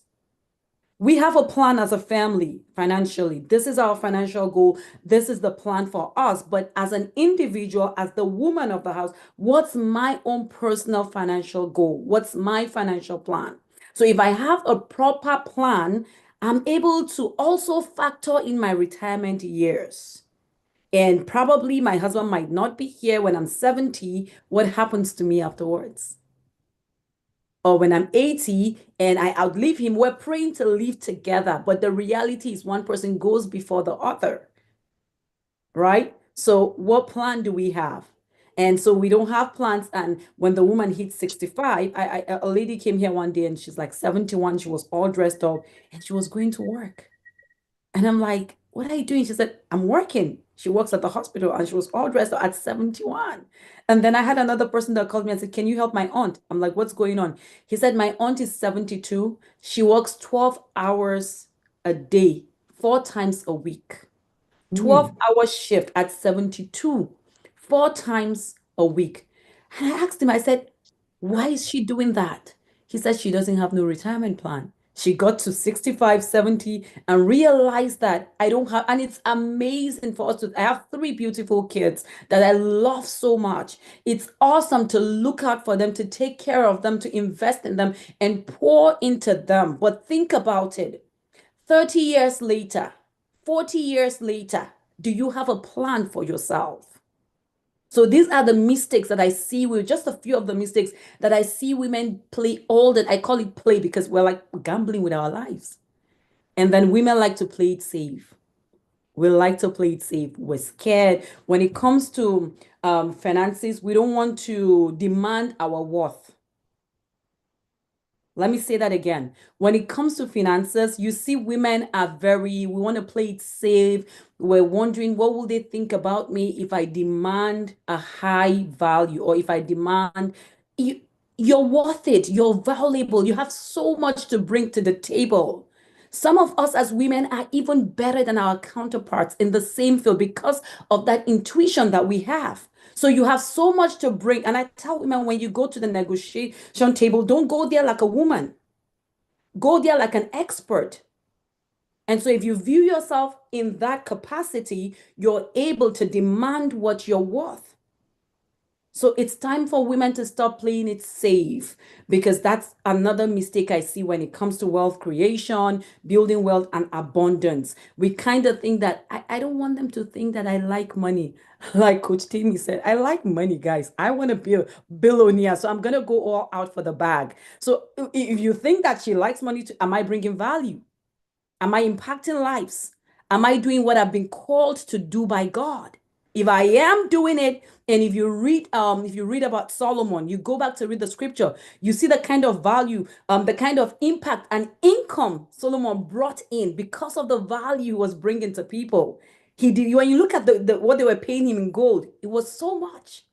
So the same thing with you. God has put so much in you that you can demand a high compensation for. So we need to stop. Those are some of, I'll just stop here because I know we have a lot of questions, but these are some of the mistakes that I've seen over and over, even with my clients, with women, when I'm having these conversations. So in our journey to creating wealth and to abundance, we need to see ourselves the way God sees us. Even though we're women, but God sees us in a high level. He holds us in a high in a high standard. So the same way you go out there and you're able to do what you've been called to do and demand without fear what you feel like God has called you to do and the kind of income you're supposed to make. So I hope that blesses somebody. Thank you. Thank you so much. You nailed it. Thank you. We need to stop playing safe. We need to have a plan as a woman. We need to have a retirement plan. I mean, 72 doing 12 hours. Even now, I don't want to do 12 hours. So yes, the next question will be to Victoria. Victoria, I'll probably to you. So my question, Victoria, is fear of financial instability keeps many women stuck in careers or businesses without major financial risk. Did you catch that, or should I cop again? I No, think please I keep said coming that. again. What's the pairs? Because what's this? Yeah, there was a background noise. The fear of financial instability keeps many women stuck in unfulfilling jobs. Okay, how can they transit into meaningful careers and businesses without major financial risk? Did you catch that? Okay, yes, I did. Okay. Thank you. Thank you very much, Mrs. O. Thank you, Coach Mo, for having me. As you know, everybody's speaking. I have my notepad here, so I'm just jotting down notes, and it's been really insightful. So with regards to the question, what I would say is, first of all, is coming into the awareness that, okay, I'm not where it is that I want to be. And that's like many people are stuck in, they don't even know that they're not where they want to be. So having the fact that that person has come into the awareness to say that, okay, so I'm aware that this is where I am. I'm aware that this is where it is I want to be. That is fantastic. That's a win in itself. So the next step is then, would I say, drawing a bridge between where I am and where I want to be next. So using examples of, and it's something that we do unconsciously but we don't actually, would I say, know how to rightly apply it to ourselves. So let's say, I'm here saying, okay, maybe I'm making XYZ in this particular job, but I know that I have the potential to do much more. So it's now analyzing that, okay, for where it is that I see myself, and that's like a lot of internal work. It's not something that can be done externally. It's not something where somebody can come and tell you that, okay, this is what I want you to do, because it's something that you have to take the time to figure out. I would say drown out the noise and just really search in and dig deep in. So one of the things I'm now realizing is fact that our mind, you know how like everybody's so excited about AI these days, is the fact that your mind is actually, like AI is actually a sum total of everybody's minds. That's why it's able to produce that level of result, right? And saying we can use AI efficiently because we feed it the right prompts. If you give it the wrong prompts, you get the wrong results. So it's that thing of sitting down with our minds and saying that, okay, I'm going to give my mind the right prompts to say, this is where I am, where do I need to get to? And the reason why I'm saying that only that person can answer the question to an extent is because that person is the only person who's truly aware of who they are. I mean, you can have coaches, you can have all of those things, but they speak to what you present, right? So it's taking that time to actually sit down and say, okay, where do we want to get to? How do we draw the bridge? Taking into assessment and planning goes a long way to say, maybe I'm earning XYZ. Do I have any dependents? Am I feeding only, if I'm feeding only myself, I can take more risk. But if I have people depending on me, or if I have to contribute to XYZ, if I have children's school fees to pay, you can't just wake up off in a whim and just say, I'm going to leave this thing. There has to be some sort of plan in place to say, okay, if I'm going to get to where it is that I want, do I have the right knowledge? Am I fully equipped and skilled? If I am not, what is the cost of getting fully equipped and skilled? Who are the people, or what? I have to change my circle, or not change my circle, but I have to put myself in the room where people on that level are, right? Because it is by connections, it is by people. Regardless of what industry that you're in, I realize whether you're whether you're in a product or service based, you need people. You need people to serve as vendors, you need people to serve as suppliers, you need people to serve as customers, you need people to serve as clients, you need people all around. So it means that you have to put yourself in the place where the people that you're trying to be like are, right? And put yourself in that place. And then just look at the Coach Patience has spoken about just really having things like putting a plan in place to say that, okay, so if people are dependent on me, to what level are they dependent on me? Of what percentage of my income is truly my income, that is not tied to liabilities, that is not tied to all of these other things or obligations that it is that I have to fulfill. Out of what is left, how can I utilize what the rest of that to build the bridge? And it might require time, and that's something that's completely okay to say that I have now come into the awareness, and now that I know that this percent, and it could be 10%, it could be 5%, it could be 2%, but it's now saying that whatever I know that is actually left for me to use to build my bridge. Remember the story of Noah's Ark. It took him a while, right? In as much as God actually supplied everything, it wasn't something that just happened, the next day. It still took time. So time is something that we can't really do the shortcut of time and just say that, okay, I'm going to up from today and get there tomorrow. It is a time thing. And as you sort of take, and sometimes those steps actually have to be done in faith. And as you sort of take the first step towards it, the next step unfolds, the next step unfolds, the next step unfolds. But all I would definitely say is just being able to come into that awareness of where I am right now and where I want to get to, and then just trying to figure out the pieces of how do I use the resources that are truly mine at my disposal to then just start building my bridge, brick by brick. I buy a wire today, I buy this today, I put myself in the right room today, I invest in courses, I allow my mind to be expanded, I take time out for myself to actually just really take time to think. But yeah, it's possible, and just knowing that the fact that you're aware is already half the work done, the rest, it will definitely come. Thank you so much, V. So just to quickly round up on what you said, the fact that you're aware, the journey is already half, and then know the cost of what you need to keep you equipped and skilled. That is if you're already aware. If you're not aware, we'll have another, it won't be in this chat that we'll have that one. So we'll still, but it's something that we need to talk about, but we won't be able to. Well, you can reach out to, you see any of these beautiful ladies here, they will tell you how to be aware of Coach Sazi or Dr. Tammy. Thank you very much, Victoria. So I'm going to go to Lady Kiki now. So in all these, be aware, have a plan, build yourself, wanting. There's this question, and it's in today's fast-paced world, how can mothers balance parenting, personal ambition, wealth building without constantly feeling overwhelmed? I know I've been in these shoes before, so the floor is yours, ma'am. Thank you. Thank you very much. Thank you for having me. And hello, everybody. Amazing speakers. At some point, I was wondering why I wore red, because all the nuggets, the red itself is almost catching fire already. all the fire that has been dropping here tonight. But thank you so much for that question. How do we balance it? Coach Sazi said something, and I was like, oh wow, that's amazing. She said, is there actually a thing like balancing? So should we be thinking of harmonizing, aligning our priorities and, being Victoria said being aware. I think one of the speakers earlier on also said being aware. So I'll drop the pen because I've been taking notes.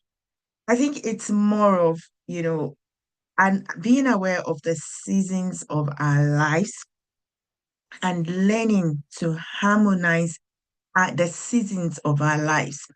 One of the things like I know that we women tend to do a lot is beat ourselves. We beat ourselves up a lot. But instead of beating yourself up to say, oh, the world is moving, I am not moving, I'm meant to be doing this. It is first of all identifying where you are in your life. Lay it down. It is a business of me, myself, and I. And I beg to say here, the only person outside of you that really, really, really 100% needs to be pleased about your race is God. Every other person will fall in place. Trust me. I've got 2022 going 23 and it's 21 going 22. And at some point in my life, I had to sit down and say, you know what, Olubukola, if you die today, your death is a waste. The only person that needed to die died so many years ago. So I think first of all, we need to know that we cannot be Jesus. I'm a Christian, so I'm referring to that. Secondly, identify the season of your life. Now, when I say season, my season, I just said the age of my children, the ages of my children. The fact that my children are 22 and 23 doesn't mean my friend whose children are the same age with my children doesn't mean we're in the same season, right? Our seasons are dependent on, what God has called us to be and to do. I was saying to somebody not too long ago, I said, you see what? Women, we don't compete anymore. You focus your focus, I focus my focus. Where I need to pat you on the back, I will pat you on the back. But you see this race we're running, I will give accounts, you will give accounts. And we need to keep telling ourselves this every day. Where am I in my life? How to identify this season? Coach Mrs. Mo said, Mrs. O said, there are some things we'll pick up later, right? There are tools and skills tools and tips, strategies on how to identify the seasons of your life. But I think that's very key. And I've also talked about focusing on yourself. I would also say invest in yourself as women. A lot of the times, now when I say invest in yourself, Asoebi is good. I am not saying invest in Asoebi. If that's what invest is, oh, good. It's true, very good. But when I'm thinking about investing in myself, again, it also means identifying what is important to you. When I'm thinking about investing in myself, I can choose to pay a coach £10,000 if that's what investment means to me. But hey, when we sit on the table, trust me, we're not going to drop the same thing because I have invested a lot in myself and I've learned a lot. Investing in yourself also means somebody was saying some dropped some circle and she changed it. I can't remember. And I said, why are you changing it? You got to drop some people. And don't be sorry that you're dropping some people because the truth of the matter is when you are climbing on some ladders, if you don't drop some people, they become thorns on the ladder. And that's not what you want. So if you need to drop people. Be strategic about your relationships such that when it's becoming a lot and you feel you're not able to balance it, and I pick up the call to my phone to call Lady Patience, because she's in my circle. I know the caliber of woman she is, and she's able to tell me, Kiki, this is what you need to do, and boom, boom, boom, I'm back on my feet. And if I call Lady Victoria and say, oh God, I couldn't sleep all night, Mr. J was snoring, Lady Victoria, instead of saying, don't man, that's how they snore. No, I know the caliber of people in my circle. She's telling me, okay, next time, you know what, this is how you do it, this is how you do it, this is how you position not to snore. Okay, you go to bed early. People that are feeding you. And these are the things that helps us bring harmony to our lives. These are the things that helps us with this balance. Also, I'm talking about investing in yourself. I love to say this a lot. Cultural expectations would say no to this. The Bible says, love your neighbor as yourself. So you are the gauge. The level of love you have for yourself, you cannot love any other person more than that self. So what that means to me as a woman is, in this equation, I am the most important factor. The love I cannot give to myself, the time I cannot give to myself, I can't give it to my children, I can't give it to my husband without feeling hurt or traumatized or painful, feeling cheated. So it's very important for us women to love ourselves. Take care of yourself and love yourself. Invest in yourself. Societal expectations are there, but guess what? They will be all right.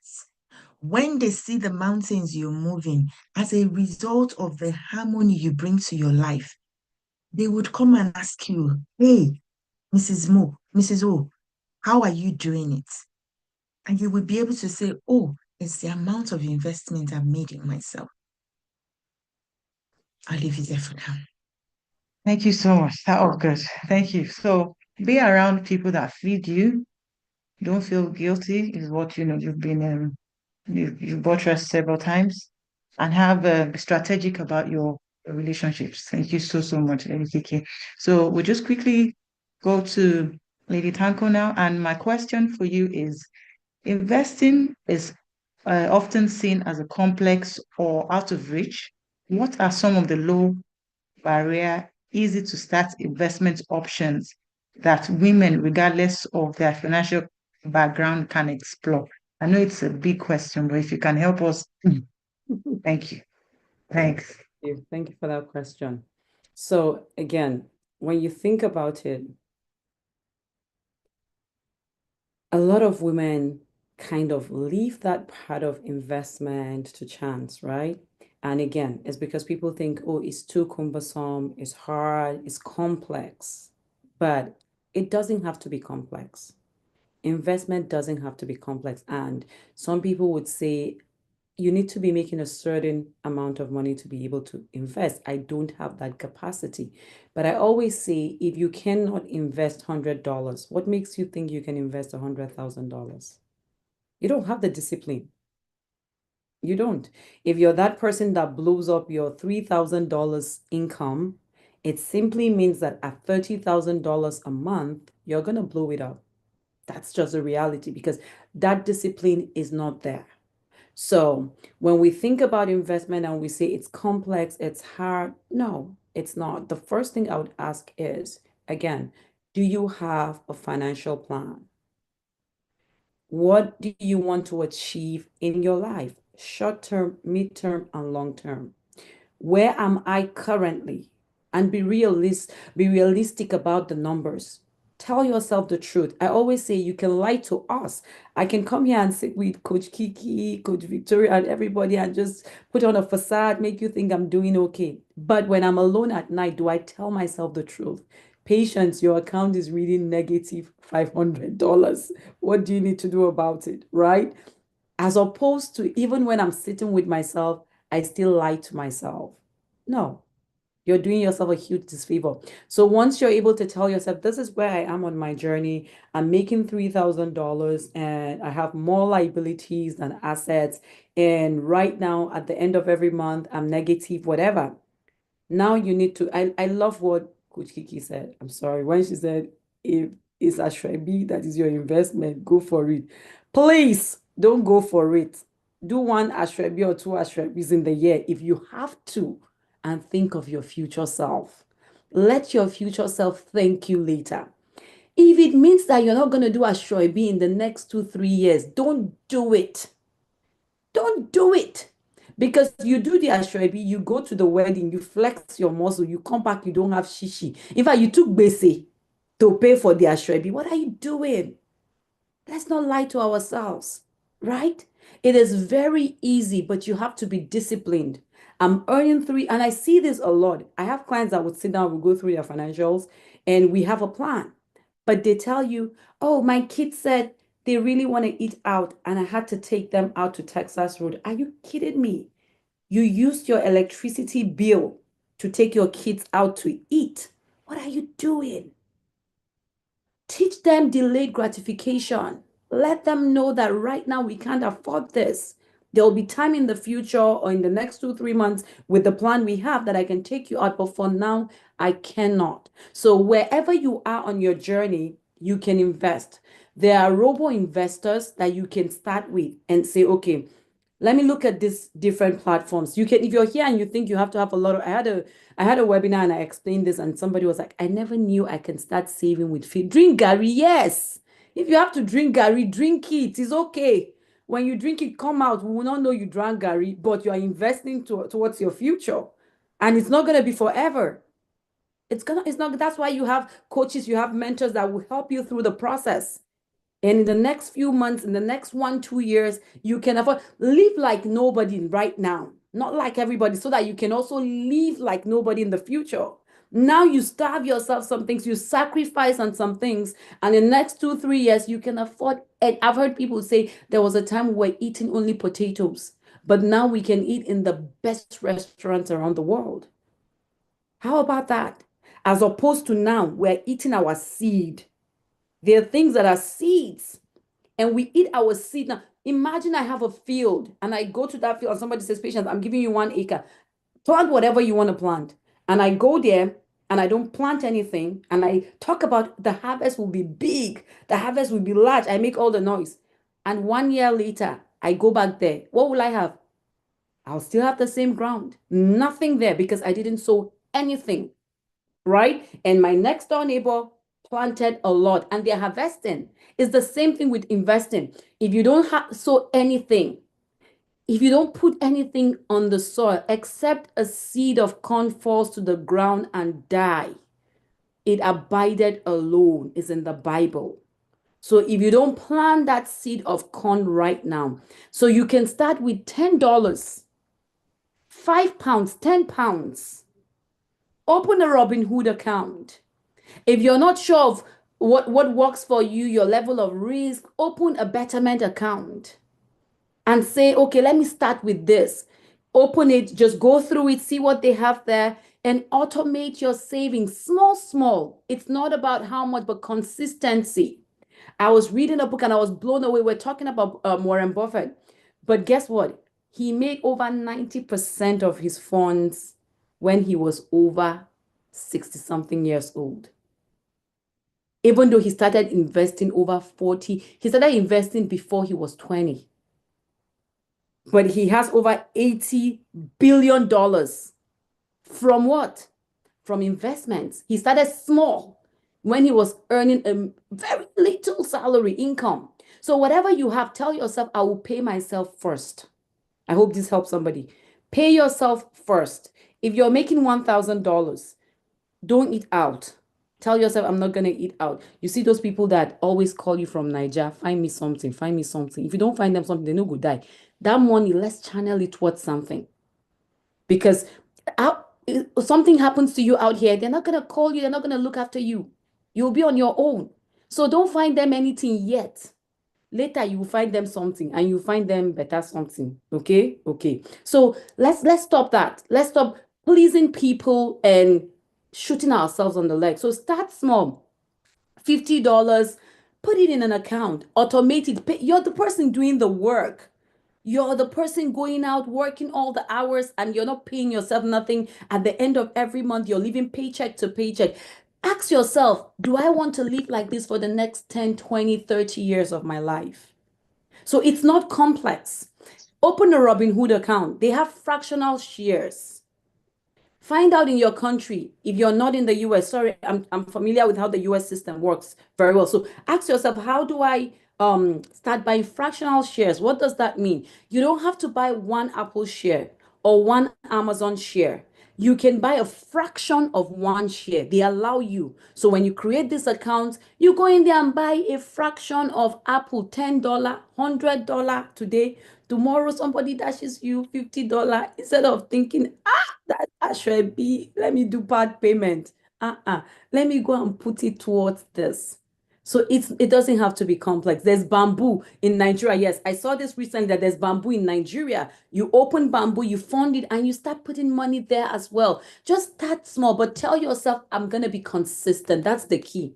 Consistency is what brings about the result. So tell yourself, I will pay myself first. Whatever your income is, I want you to at least pay yourself 10% of your income every month. At least, let's start with that. You give God his own 10%, you give yourself 10%. Manage 80% for everything. Don't compromise on it. Automate your investments. That will make it very easy for you. On those platforms, set up your accounts where 10% goes towards your investment automatically every single month. So before your income hits your account, that money is gone. Trust me, in the next 1 year, 2 years, and don't panic. When the market is bad, don't panic. Think long term. I'm building something. Somebody spoke about the arc. It took a while. So it's a journey. It's not a marathon. So think long term and just start that investment. And if you're thinking of real estate as well, and you can't afford to do that by yourself, there are also platforms that allows you to put little money towards projects. And now you've become a real estate. You don't have to be that mogul, but you've become a real estate investor. Now you're putting small money, you're getting small returns.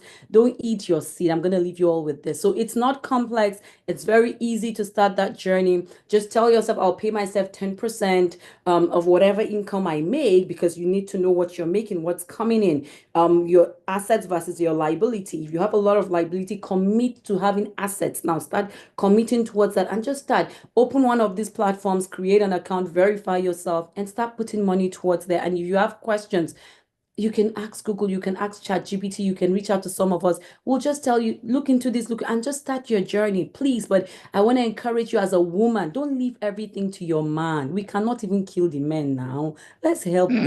Let's not allow them die before their time. You too, say, sweetheart, let me show you what I've done. And then show him your Robinhood account and let him see what you're doing. So start your journey today and be consistent. Thank you. Thank you so much. That's so good. So good. Pay yourself at least 10%. Start small. Start that little business small. Maybe you want to sell fabrics, you want to go into shares, fractional shares. Just start small, $100, $50. I mean, today is not the story when I tell you how I started business. All right. Anyway, let's move. Victoria, thank you so much. We're coming to Victoria. So Victoria, many women pause or play down their career goal due to marriage, parenting, or social expectations. How can they reclaim their professional aspiration at any stage of life? Be it 30, 40, 50, 20, Thank you. Okay, thank you very much. Okay, so I'm going to give a hack that I use for the this whole Asoebi drama, because I'm in a predicament right now where I was given Asoebi for red carpet premiere invitation. And the invitation says, come red carpet ready. And in my head, I'm like, red carpet ready Asoebi is going to cost me like at least 100K. And I'm not going to wear it again. So what are we going to do? So what I typically do in these Asoebi cases, right, when they, offer it to you is, I think about it from the perspective of if it's like a friend or whatever it is. If you are planning an event, there is no doubt you're going to be very stressed at some point, all in the name of the event. So what I would do is I'll just buy them like a 25K spa voucher and just say, take go and spa yourself, maybe before, I'll do it before the event. So you're nice and you're relaxed. On that day, you're not going to notice whether I'm wearing your asoebi or not, because all you'll be thinking is, oh, Victoria just, gave me a very relaxing experience, and that has saved me your asoebi drama. So that is a hack that I use. So anybody can borrow that. Okay, so in terms of playing down career goals, what I would say, and I'll just sort of, like a nice gift, right? So what I would say is it's something that we have to try and curb before it happens, in such a way that we get very excited about marriages, we get very excited about being parents, but we actually don't think about actually having a plan to say that, okay, so what, like, who am I or what am I before the point of marriage? Who am I or what am I going to be within the marriage? And then when I have children, what is the plan? Because if you're going to get married, you're going to know that, okay, I'm going to plan for kids at one point or the other. And I'm going to use myself as an example. I was super, super excited about marriage. I did not have a plan. So what did I do? I went from working in a stable career to moving countries for, in a good cause, this marriage, moving countries, but still not having a plan, and then just going off or living off the feeling or the euphoria of, oh, I'm going to be getting married, blah, blah, blah, blah, blah. And then obviously that comes, and then reality sets in that, okay, now, now that you're married, your parents are no longer responsible for you. You're already used to being independent. Did I put a plan in place to say that this is like, I must either retain my earning capacity, or actually there is now even cause where you have to increase your earning capacity because you know what is going to come next, which I didn't do, and I suffered greatly for it. But like I would say, regardless of when you wake up, anytime you wake up is officially your morning. So that is when you get to work and say, forgive yourself for the fact that I did not have a good plan or a plan. I just got, high on vibes, and just say, okay, so where are we right now in terms of what it is? And in the part of playing down career goals is also understanding what the demands are. So a demand for a newlywed is different from a demand from somebody who has a toddler. A demand for somebody who has a toddler is different from somebody who has like a 10-year-old, and all of those things. And then just really understand what number one, define your own idea of success. One of the coaches said that already. So if I know that, yes, just say, using my position now, like in terms of motherhood, okay, fine, I have a 7-year-old and I have a 5-year-old. For me, their foundation is very key, because if I am able to impact to you that mom is going to be very busy from XYZ amount of time, but I need you to know that should you have any problems or anything, you definitely, you can always come to me for anything or whatever. That's so foundationally, that's core for me to say that at this point in time, I will not be as present to do like the menial stuff, like dress up for you, because you can do that yourself, or menial things like, oh, okay, can you make me breakfast? Dude, somebody can handle that. But the major things, I would definitely show up for you. And then choosing to say that what is important to me right now in terms of career. And we must understand that because we are women, there is always something that we have to bring to birth, right? Not just in children. It could be in vision, it could be in dreams, it could be in companies, it could be in purpose. I recently heard a quote that said, it is pride to choose to not be who God wants you to be per time, per season, all in the name of humility. And I don't want to be seen as doing too much. Actually, that's very proud. And the minute I heard that, I was just like, actually, you actually have to stop being proud and thinking that I can just shrink myself so that I don't feel like too much, or so that I would say that, oh, I use all of this false humility. Exactly. I use all of this time to, raise my kids and all of that, because they too, especially because of the generation they're coming into, like they have to mature a lot quicker. So we do not do them a disservice if all we do is shield and shield and shield, all in the name of, when you're 18, I will now let you out the nest and start finding my own thing, because then they are not even able to do half of the things that they need to be able to do to meet up with the children that they are at their own age. And it goes also back to what we've been speaking about in terms of identifying where it is that you want to be, right? And saying that if maybe somebody put their career goals on hold because of children, nobody should put their career goals because of marriage. Children, I can understand to a particular level up until when they're like independent, first 3 or 4 years, fair enough. But then you can now start putting systems in place to allow you then do something by the side or do something outside. And because we are now in a very tech-enabled world, nobody needs to do a 9 to 5 anymore. That's why we have the beauty of remote, we have the beauty of selling your skills, we have the beauty of all of that. So there's really, I want to say there's an excuse, but there's really no excuse to, in this day and age anyway, where you don't have to physically, like just even working 2 hours a day does something for your mind, because then you know that you're not just only somebody's mother or only somebody's wife, right? You are your own person. And if all you can think about is, you know, if I say I am here right now and I want to get to there, can I do something that can generate me income, even if it's 2 hours a day, and I use that income to make myself better for where it is I want to get to. So even in the downplaying of roles and downplaying of skills, you also have to put your hand on the plow, because what would happen is then the gap becomes so wide because you sort of left the game. So you have to find a way to just stay in the game. So even if you're not, almost like, okay, let's use football. The guys on the bench, like they can call them anytime, so they're still prepped. Don't say that, okay, you know, since I'm not going to be 18, I'm not going to show up to practice. Like, that's not the way it works. You still show up to practice. You show up to practice every single day as if you're the one paying match, even if you're on the reserve team. So you still have to be, your pulse has to still be on it, even if it's an hour a day or whatever it is, because otherwise the gap becomes so much and you're having to catch up. So yes, that life has gone, fortunately, unfortunately, and there's no, they'll call you up anytime and you must be ready. So it's just, even if I say, okay, fine, I'm going to dedicate X amount of years to raising my toddlers or whatever it is, you still have to be on top of your game, even if you are not actively playing the match. So I'll leave it at that. Wow, thank you so much. So Victoria says there's really no excuse. I agree. Stay in the game, because you find out that even if it's just staying to listen, you know, you're learning, because by the time you now realize, oh, I'll wake up in 2030.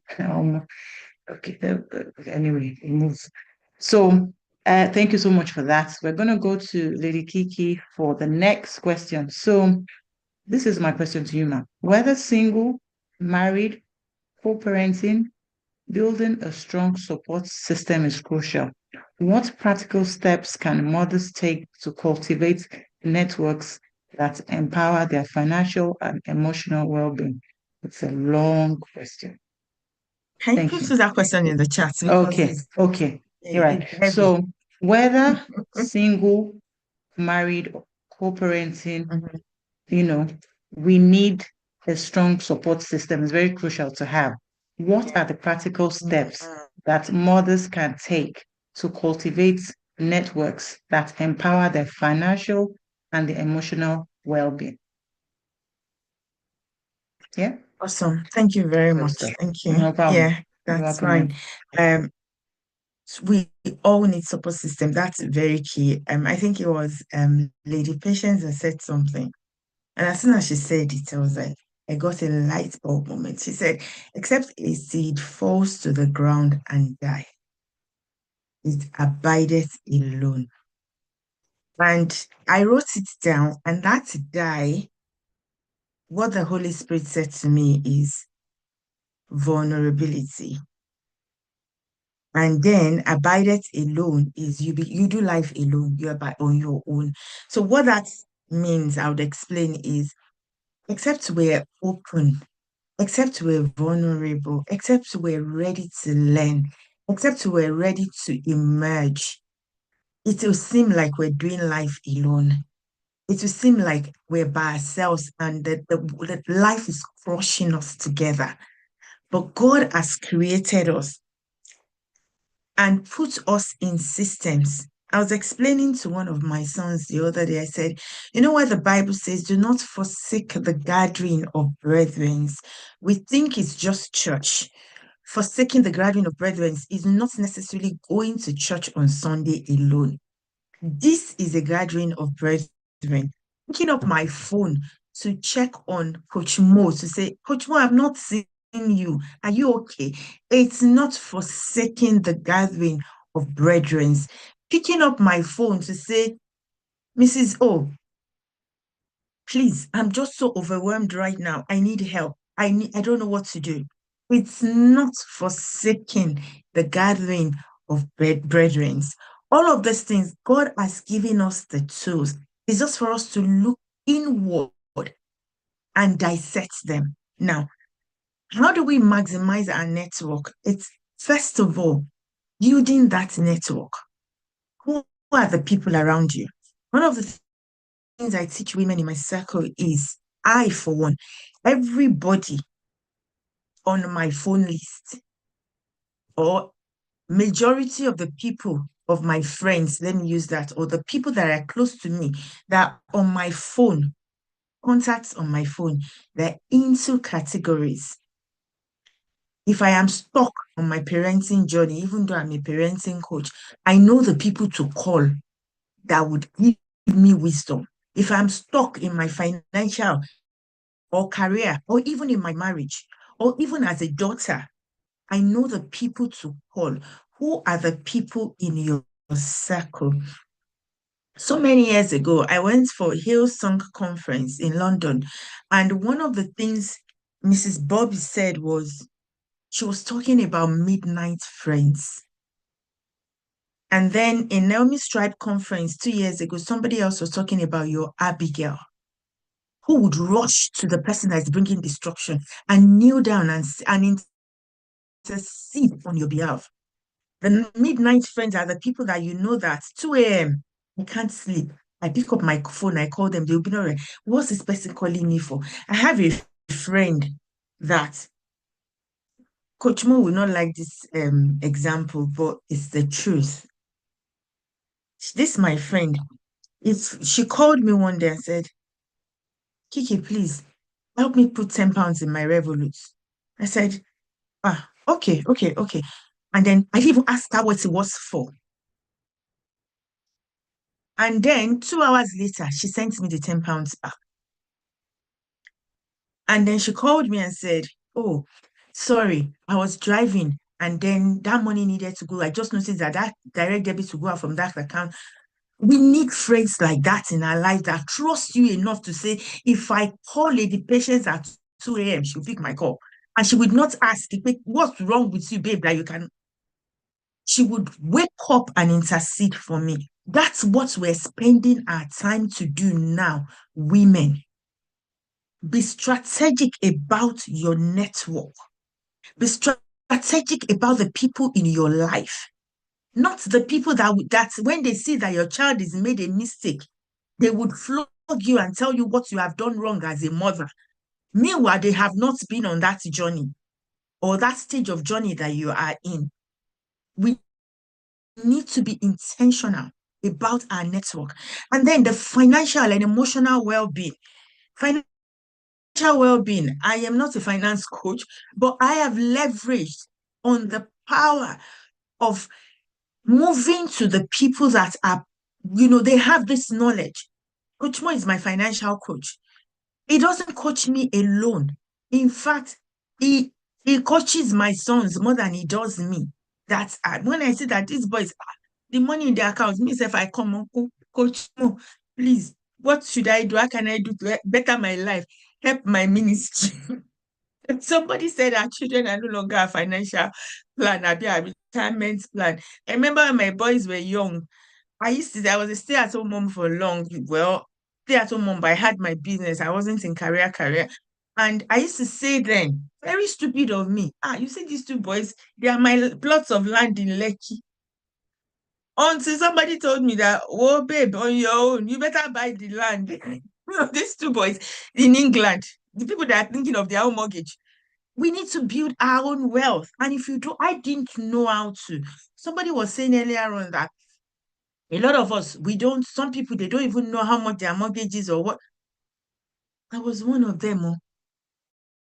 When we're going to buy our first house, I was the one that got the vision of buying the first house. We got to the place. They were bringing paper out. I did like this. They said, sign. I said, Mr. J, sign. Mr. J was like, sign. I said, what do I know that he said I'm signing? Mr. Sign. And the woman there was looking at me like, is this woman okay? White lady. And then my husband just said, and she gave us a meeting. My husband said, Bukola, this is what is in the paper. You went to school. You do not waste your father's money. Read and sign these papers. I'm like, you cannot sell the house now. He said, I'm not planning to. Ignorance, stupidity. And, he said, eventually I signed, but on then we weren't driving, so we took bus in London.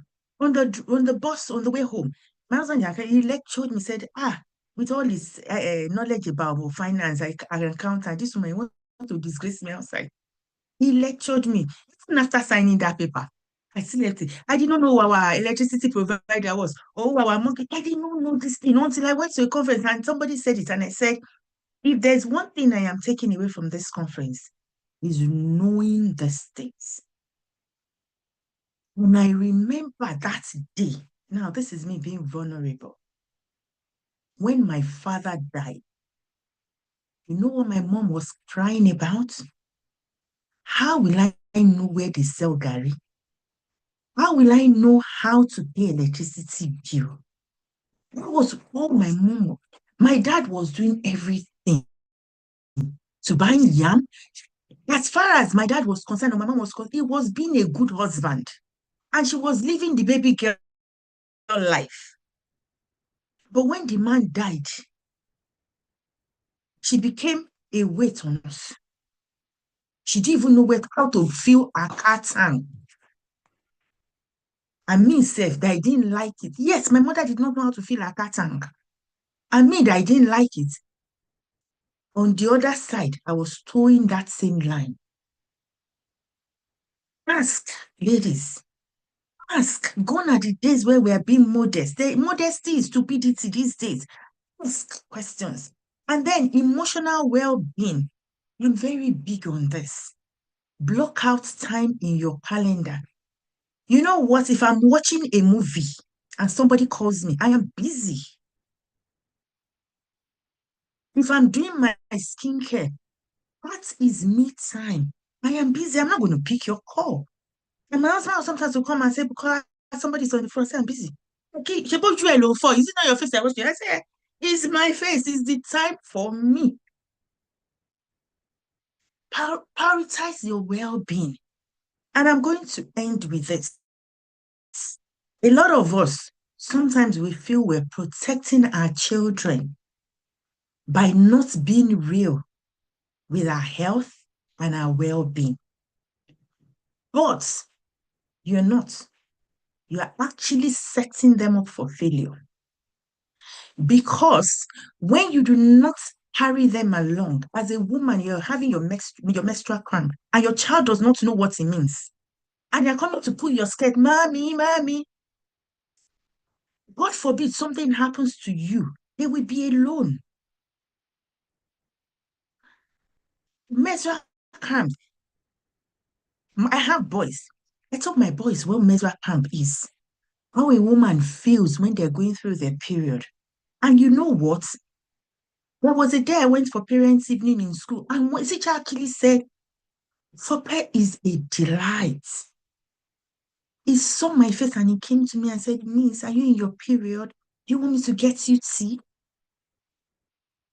That's what he does for mom at home. Carry them along. How many of you have life insurance? I actually want to see it on the comments. If you have life insurance, yes or no? We will not leave here today until I sit. Me, I'm climbing the 5th floor. So I can bully people, right? If you have life insurance, I can say yes, yes, yes. Very good. Clap for yourself. If you don't have, please go and ask about it and have. The next question is, do your children know who your life insurance provider is? You don't know anything about your life insurance. If the answer is no, then that life insurance is a waste. Carry them along. You're going through hot flush. You're going through menopausal. Tell them, my son, we're being vulnerable. You see these baskets. It's filled with multivitamins. One of my sons, he realized that the human is always, I'm just this hot flush. I don't know, I cannot see. Went to the pharmacy to buy all this, mom. Be taking this in the morning, be taking it. I just bent over. It's here. I did not spend a dime on that. My children did. Emotional well-being. Carry the people in your home along. Open up to them. You're carrying so much weight. Women, if you are still a woman that says, I'm going to bed, and on your way to bed, you stop in the kitchen, you stop in the, you are in 19th century too. I'm going to bed is I'm going to bed. Go and sleep. The dishes will be all right. The plates will be all right. Turn off the lights. Close the kitchen door. Go and sleep. When you wake up in the morning refreshed, you know what I do? I wake up in the morning, I pray, or I go for my prayer walk. When I come back, I clean up whatever I see is not clean. But you see that I am going to bed. I have shut the lights. I make my cup of hot water and lemon. I sit down, I drink it, and I go to bed. Baby girl life. Nobody will give you the baby girl life. It is for us to create it. We need to balance it. And as we're balancing it, carry the people along. And guess what? Your children will love you more for it. Thank you so Thank you. much. In fact, I won't even recap. You have recap for us. Thank you. So I'm going to go to Patience now for just Franco for give us like I know we're out of time, and I just want to say thank you to everyone still here. I mean, we still have 35 strong. So what's your last words? I want it to be whilst I'm thinking of I'm just going to talk for like half a minute so you can because I want that a minute to 2 minutes last words for everyone lady on here to be a punch. So please, so we'll go from Coach Danko, Lady Victoria, and Lady Kiki. Please, your last words to everyone on here. I know we've taken our time. I'm saying this again just to get our panelists ready for the punch. I don't mind if it is one that will come out of here as hey, my life, or it's the one that would say, oh, I'm doing well. But yes, thank you. The floor is yours, ma'am. Thank you so much. Thank you. And awesome words. Even I have been writing, but as a woman, I just want you to know that you're capable. There's nothing that you're not capable of achieving, but it starts with a shift, right? We've heard everything about changing the narrative and having that shift. If you leave here without anything this evening, I want you to check within and say, what do I need to change? What kind of mindset shift do I need to adopt? And commit to adopting that mindset shift. No matter what it takes, I'm going to change my perspective. There's some of us here that have money traumas. We have financial traumas. Maybe you've not heard this before, but the decisions you make today is because of what you've experienced from your past, even as a little child. So if you ask yourself, why do Coach Kiki said something. She saw her mom was taken care of and she didn't pay attention to any of the financial details, but she didn't want that, but unconsciously she became that person. Why? Because that's what she saw. That's the mindset she had until her husband gave her that good lecture and she realized I need to change things, right? So if you're here this evening, ask yourself, why do I sabotage myself all the time? Why do I keep thinking that I'm not enough? I cannot be. Look at all the coaches here. Look at all the speakers. They're not better than anybody, right? They have just one head on their neck. We have one head. So if they can do it, tell yourself, I can do it. So leave this place telling yourself, I'm capable of accumulating wealth.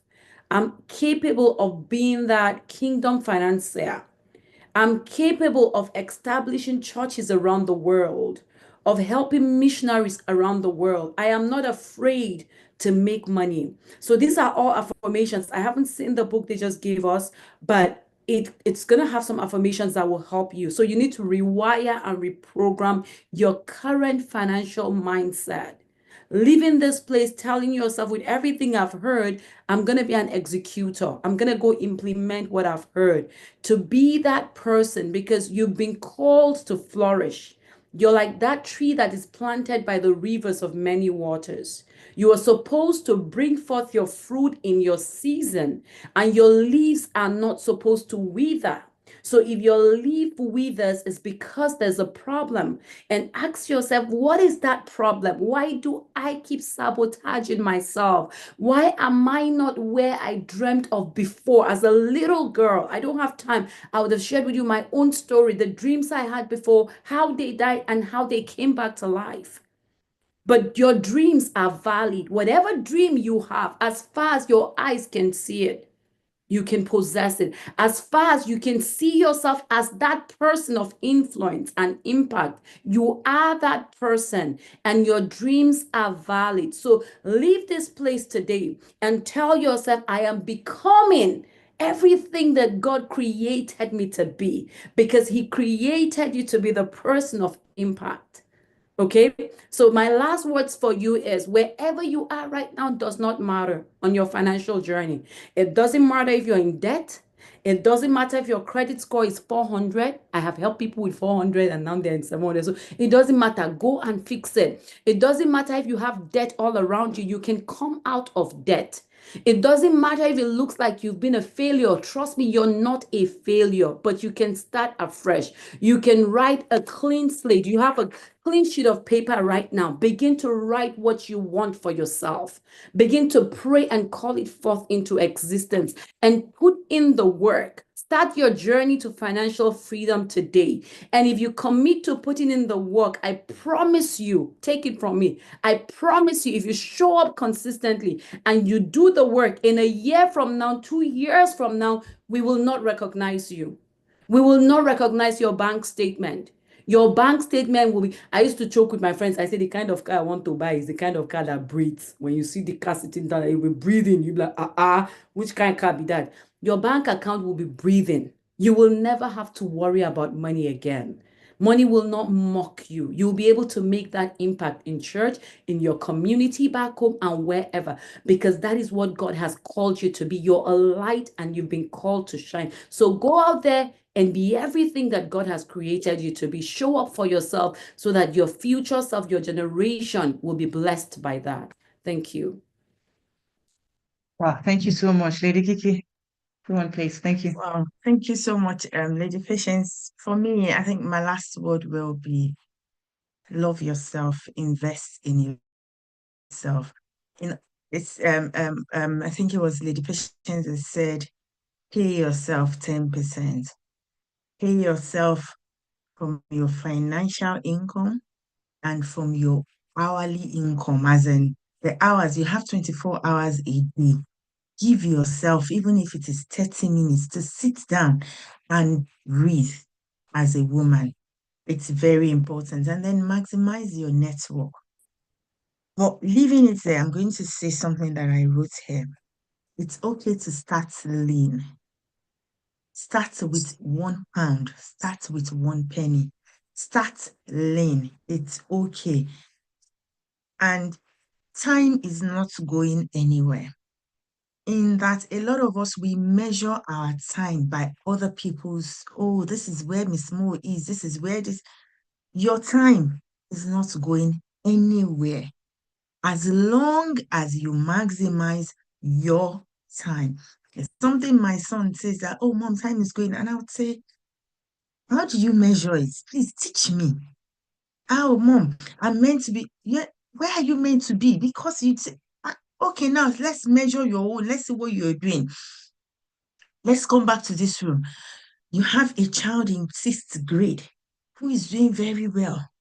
You pray, you have prayed for your family, you cook for your family, you are at work, you have your investments. All of these things are things that you're putting in the ground. As long as you're diligent, as long as you're consistent, you will see them, they will grow, and you will enjoy the fruit. Your time is your time. Mrs. Mo's time is her time. We'll all have our journey.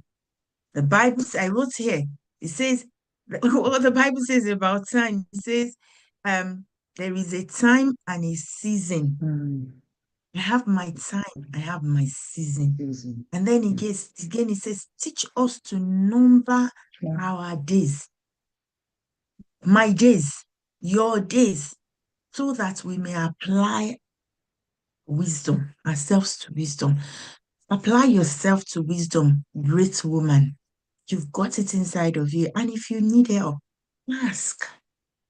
If you ask A and A doesn't, ask B. Do not say because you've asked A Keep asking. I am the one that knows what I'm pursuing. I'm the one that knows what I'm looking for. So I would ask.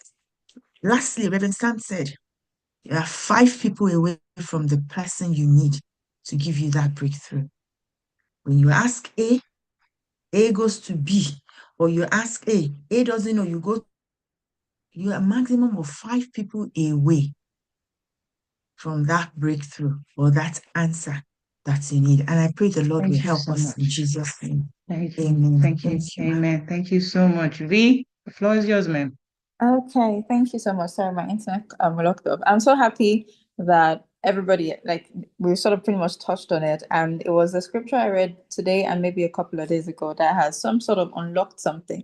And it's a summary of what Coach Patience and Lady Kiki has said. And this morning it was blessed. I was casually reading the Bible and it was just Psalm 1 to 3. And what came to mind was, it is very imperative as we go along on the journey that we are mindful of the people that we walk with. We are mindful of the path that we stand in, because if you stand in a sinner's path, you might feel like, oh, I'm not going to work this journey. I'm just, seeing what these people are doing. I just like the result. Eventually, you're going to walk on that path. And you need to be mindful of the people that you're sitting with, those 3. And also bearing in mind that, so the scripture then goes on to say that it's like a tree that will bring out its fruit. And when you look at it, the Bible says in John 15 that we are the branches and Jesus is the vine. The branch doesn't get to choose what fruit it bears, right? It is already embedded in the DNA within the vine to say that as the branch, you're just the extension. So a mango branch doesn't determine that, okay, I'm just going to wake up one morning and bear orange just because I'm tired of mango and everybody's doing mango. I want to be different. I'm just going to do orange. No, it is already a DNA thing. So as we go through life, especially in a life filled with social media and all of these things, where we see people emerging, becoming, transforming, activating, doing all of these things, it is remembering that if we choose to abide, right, the fruit that we bear cannot be something that we have just envisioned. It's not something that we have just reimagined and said, okay, I'm going to wake up tomorrow and become this person. You can only become the person that Jesus wants you to become. So the vine predetermines what fruits the branches bear. So as long as you remain in him, right, that thing of intimacy, you are just an extension and bringing forth that fruit. And there'll be a time, like Lady Kiki has said, there will be a season, like Coach Patience said, and then just be mindful of the people that we walk with, the path in which we stand, or the things that we expose ourselves to, and then the people that we choose to sit with. If you sit with somebody who's scornful, disdainful, angry at life, at some point you become that, right? So it's just for us to just take these things into account. Right. Thank you so much, Victoria. Thank you, Coach Kiki. Thank you, Lady Tanko. She's not here at the moment. I just want to say thank you to everyone.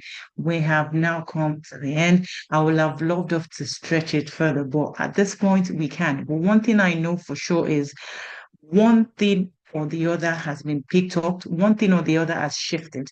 And if there's any further information you think you need, anyone from the amazing lineup we've had, from Coach Sazi to Coach Timmy, Coach Tanko, Coach Dayhouse, Coach Kiki, Coach Victoria, Coach Mrs. O, hello, if it's allowed. There is so much has been said. So there are handles have been shared. Feel free to reach out to them, ask questions. We have our coach Emo as well. He's a financial coach. He knows these things in and out. Half of us on here actually learned from him, and our journey has not been the same. I just want to say thank you to everyone. Thank you, Lady Kiki. Thank you, Victoria. Thank you, Coach Sazi. Thank you, Coach Temi. Thank you, everyone, for staying till this very time. We won't be taking any further questions. What we could do is you could send your questions in later, later to our email. We get and direct it to whoever you want it to be. We'll get the answer for them and then we'll paste it online for everybody else to learn. Thank you so much. On this note, I'm going to say have a good night, have a good week. God bless you until we see you next year, bigger and better. And hang around. You never know. Between now and December, something might come up. You just never know. Have a good night, everyone. Thank you so much. Bye.